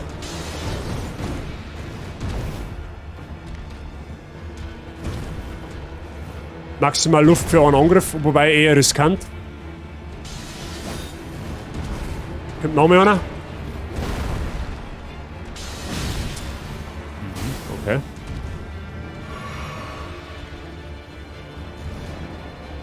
Der ist easy, der ist definitiv free.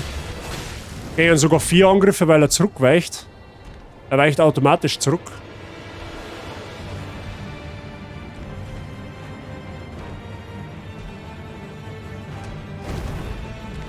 Eher nicht.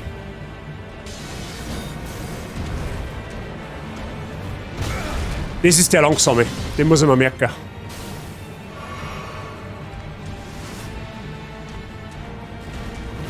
Einmal langsamer. Mit Salve. Okay.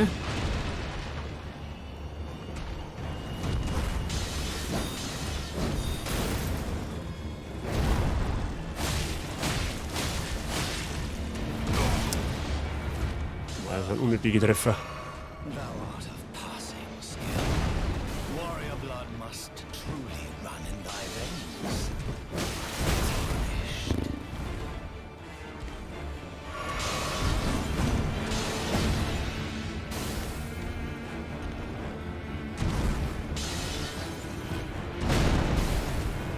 Die zweite Phase ist noch... Ah, man braucht er nur länger.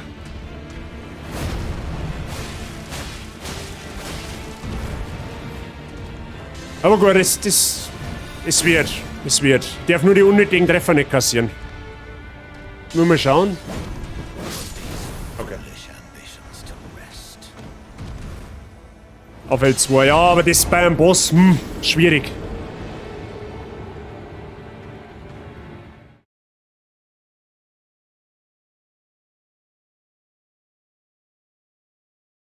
Ja, das ist das.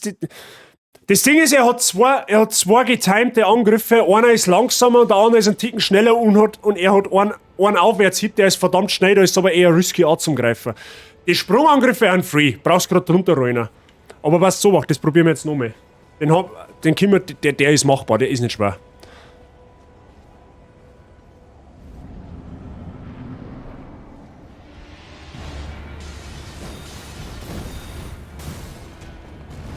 Der ist free. Der ist komplett free. 4 Angriffe haben da safe. Da haben 4 haben safe, wenn man unten dodgt. Definitiv.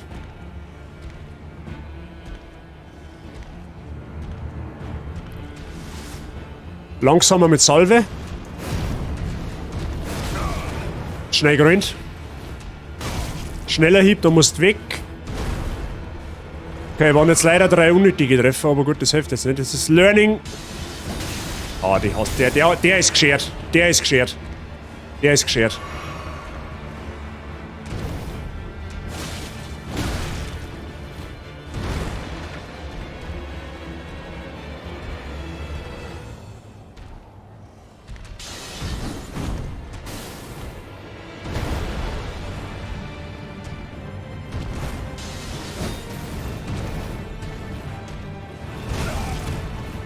Ah! Den Stichangriff war ich nicht drin.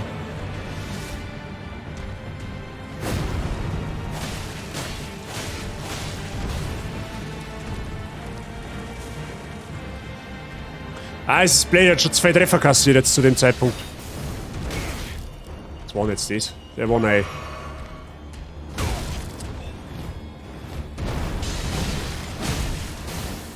Es kostet eigentlich. Ja. Okay. War blöd. Seine normale Angriffe kannst du bloß seine Magie nicht. Okay. Die Frage ist, ob Blocken Sinn macht, weil wenn der Boss mich trifft, ist meine Ausdauer eigentlich so gut wie weg. Normalerweise. Zumindest war das bei dem vorher so.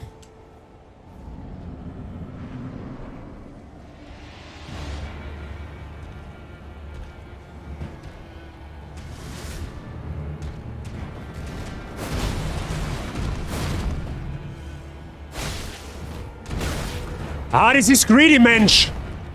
Das ist zu greedy. Und wieder wieder der Stichangriff. Der Stichangriff. Der Stichangriff bringt mich zur Verzweiflung. Der Stichangriff, das ist der einzige Angriff, den wo ich einfach noch nicht drin hab. Da wo er so zusticht. Das ist einfach... Aber gut. Wir haben immer noch in der Lernphase. Das dauert jetzt einfach eine Zeit. So ein Boss...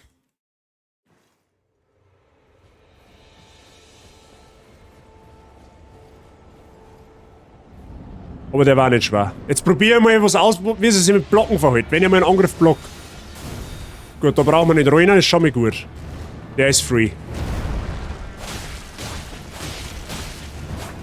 Ja, 5, wenn es das Times gut, aber 4 haben eher safe.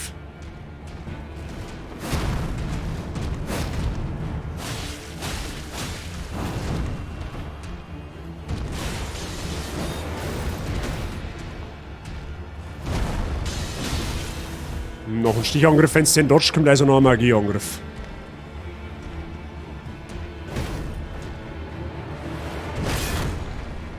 Okay, das macht da Schaden. Ah!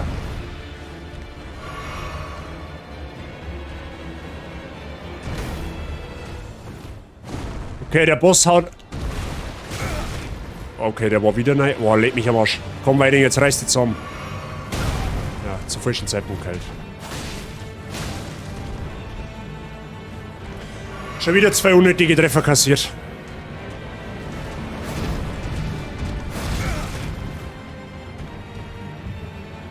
Das ist schlecht. Das ist schlecht, keine Schaffer so.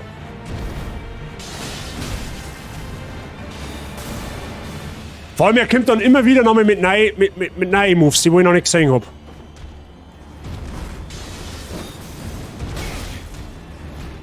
Und wieder der Stichangriff. Boah, leck mich am Arsch.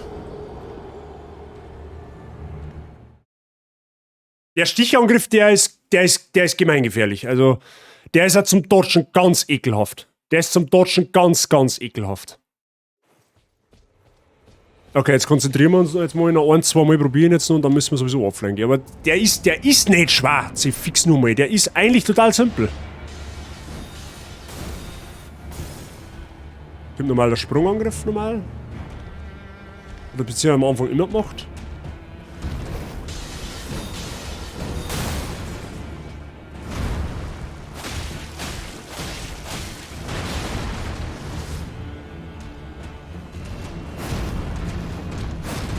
Okay.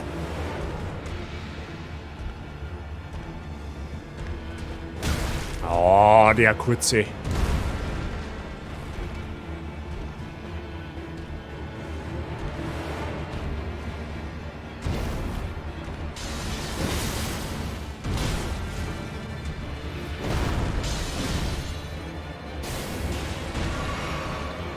Das Ding ist, wenn ich dann bei einem kurzen Droh gehe, dann hat er sofort mit der Magie zu. Oh,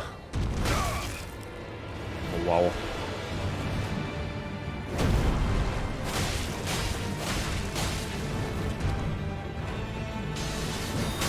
Drecksack. Ja, den kannst du spammen, das ist gut.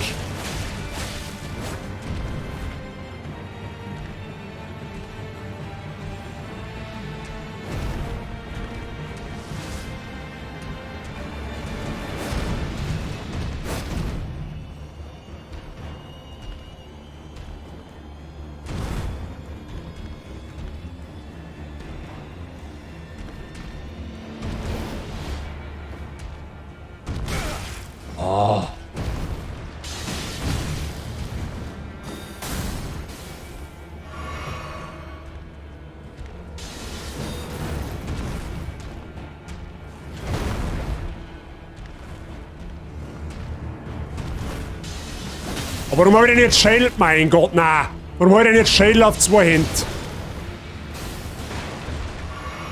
Saublöd.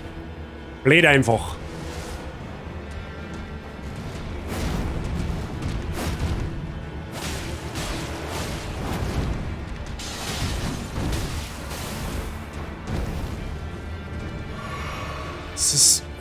Ist ganz komisch zum Bekämpfen. Ganz komisch.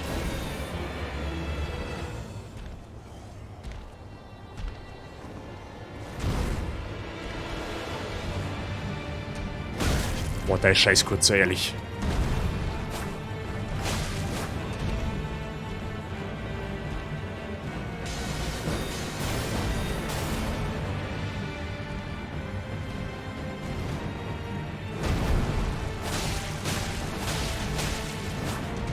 Ja, bei 5, bei 5 ging es nicht mehr. Da weicht er zurück. Warrior blood must truly run in thy veins. Tarnished. Put these foolish ambitions to rest.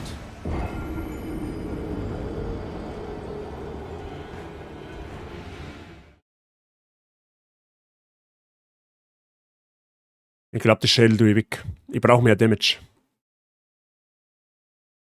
Ich glaube, das Shell ist an der Stelle komplett useless. Weil ich das Shell nicht hernehme.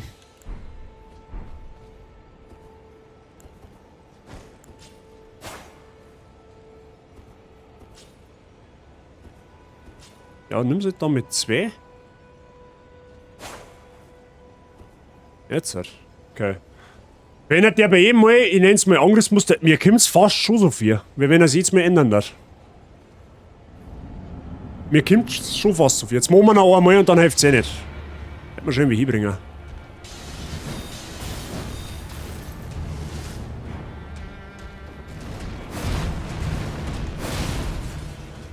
Ja, das ist zu greedy, weil genau deswegen der kurze kommt.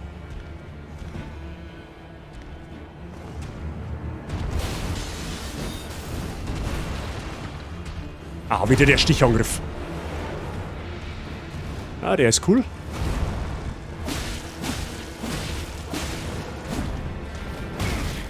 Okay, wenn ich... Ja, mit 2 Waffen kämpfe ist dann nicht ganz so gut, weil ich mehr Ausdauer brauche. Ich brauche da mehr Ausdauer. Ich mache zwar ein bisschen mehr Schaden, aber ich brauche auch mehr Ausdauer. Das heißt, da muss nach 3 Schlägen am Schluss sein. Alter, was der für eine Range hat, ist auch gottlos.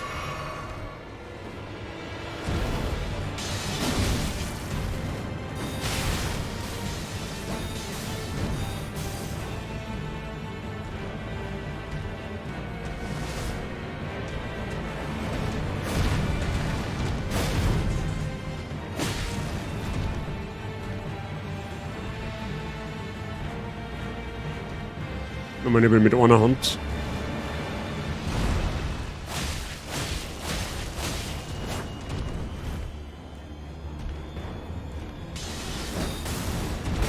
Das ist so elendig gemein, wenn er da dann seine scheiß Magie ins Gesicht wirft und dann sofort angreift, während du noch unter der Rolle bist. Das heißt praktisch, wenn er Magie wirft, aufs Rollen verzichten. Alter, was war denn das? Warum hat der so viel Damage gekriegt? Warum hat der so viel Damage gekriegt? Habt ihr das gesehen? Das ist ja brutal, was der Schaden ausgegangen ist.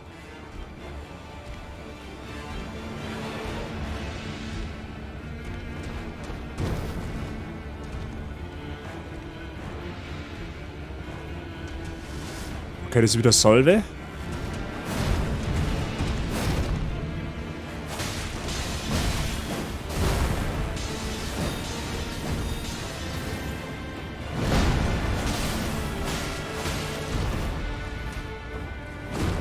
Das waren gute Treffer. Das waren... Ja, aber von ihm leider auch.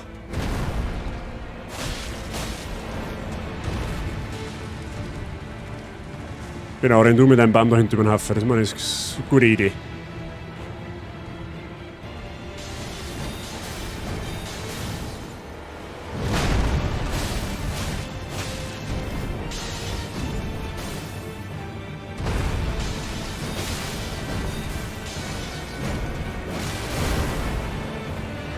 Schild eigentlich schon, Alter.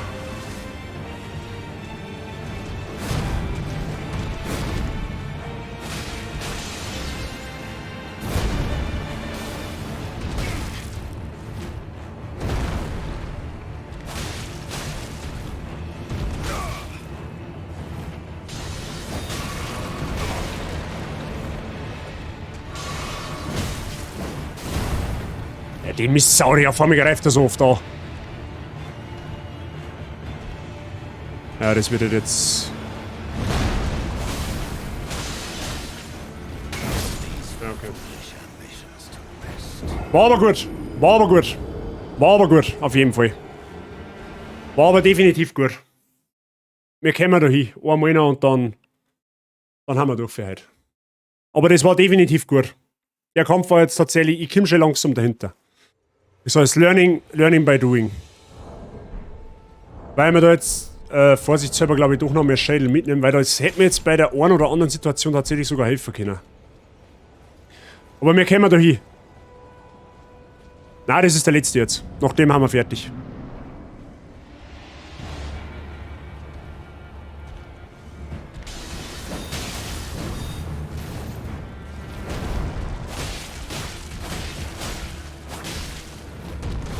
Okay, jetzt ist er nicht zurückgewichen, aus welchem Grund auch immer. Aber gut. Haben wir eigentlich nicht wirklich viel passiert. Oh, und gerade sag ich's noch.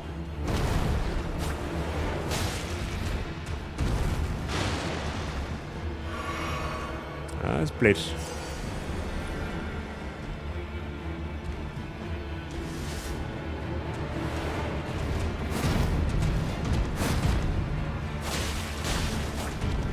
Okay, dann nur zweimal. Zweimal bei der Drehung. Wieder der Stichangriff. Es ist so ehrenlos, wenn er den Pfeil noch entwirft und du rollst und während du in der Luft rollst, springt er schon her. Das ist so... Wow. Du musst aber fast rollen, wenn du nah dran stehst, weil du sonst nicht da weg... Du kommst nicht weg. Sehr kurzer, gefolgt von einem langen.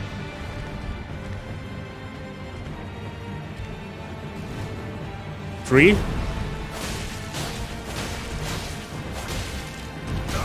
Springt er wieder nicht weg.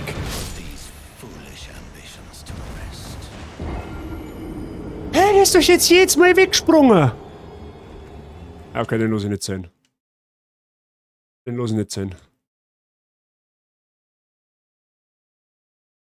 Der ist jetzt jedes Mal nach dem Jump ist er weggesprungen. Diesmal nicht. Ich verstehe die Frage nicht.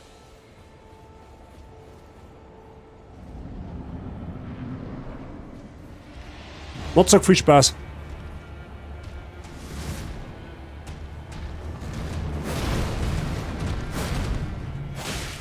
Nur zweimal? Mehr Zeit gewinnen, okay. Alter, scheiß kurzer Mal, du gehst mal so auf den Sack mit dem Angriff.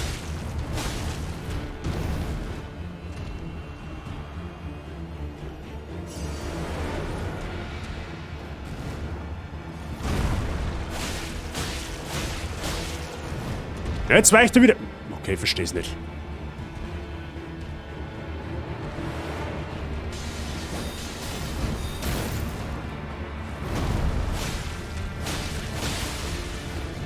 Oh, da ist der Blutungsschaden. Ist das Blutungsschaden? Ist das möglich? Haben wir mehr Blutungsschaden? Sollte ich vielleicht noch einmal schauen.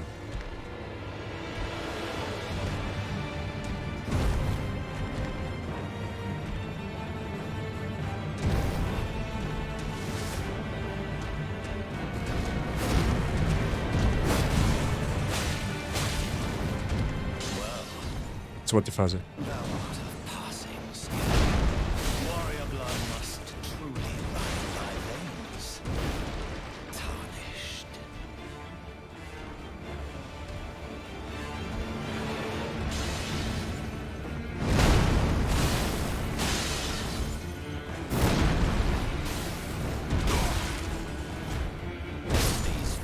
Ja, okay.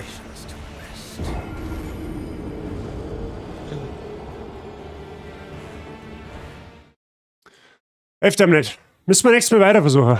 Aber der ist machbar. Der ist nicht so tragisch. Ich muss einfach gerade ein bisschen mehr das Timing noch herausfinden von ihm. Weil irgendwie seine Patterns echt extrem komisch sind. Er schluckt mal schnell zu, er schluckt mal langsam zu. Das macht's für mich gerade nicht wirklich einfacher. Aber gut, das hilft ja nicht. So, Freunde. Leck mich am Arsch, das Spiel ist verdammt schwer. Es ist verdammt nochmal schwer. Das Spiel, glaube ich, kann Sekiro toppen. So gern wie es ist. Das könnte... Muss ich? Das Spiel könnte Sekiro bei weitem toppen. Was den Schwierigkeitsgrad angeht.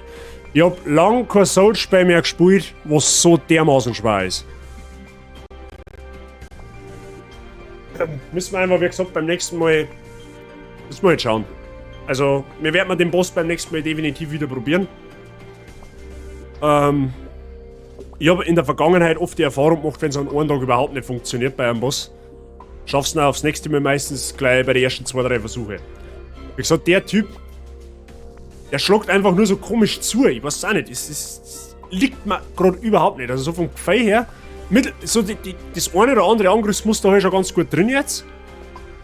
Aber dann auf einmal kommt er wieder mit irgendeinem Schmarrn daher, das was er vorher gar nicht gemacht hat. Weißt du? Und das ist halt so ein bisschen das Außerkriegen, wann er sich, in welcher Situation er sich wie bewegt. Das ist halt noch so ein wenig die Krux dahinter. Aber gut, das, wie gesagt, ich kenne den Boss nicht, ich kenne gar nichts in dem Spiel. Null. Ich weiß überhaupt nicht, wer wie wann was macht. So, das ist jetzt alles für mich ein Lernprozess, ich muss das jetzt erst außerfinden. Man soll halt natürlich, ist halt nicht förderlich, wenn man dann das Hudeln anfängt bei einem Boss, ja, oder halt, sag ich jetzt mal, unkonzentriert wird. Ja. Man soll halt eigentlich da cool bleiben. Ich meine, das Spiel ist dazu einfach ausgelegt, dass man stirbt. Ich meine, heute haben wir 22 Mal gestorben. Das war jetzt einmal ein Stream und wir haben noch nichts gemacht. Noch nichts. Wir haben noch gar nichts gesehen. Also ich kann nicht mal sagen, dass wir mir in 4 oder 5 Streams die 100er Marken knacken. Locker.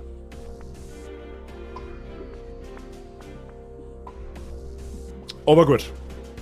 Leute, wie hat es euch denn gefallen? Elden Ring weiterspielen, ja oder nein? Oder soll man das privat noch tun? Möchtet ihr es im Stream eher nicht sehen? Dürft ihr es entscheiden.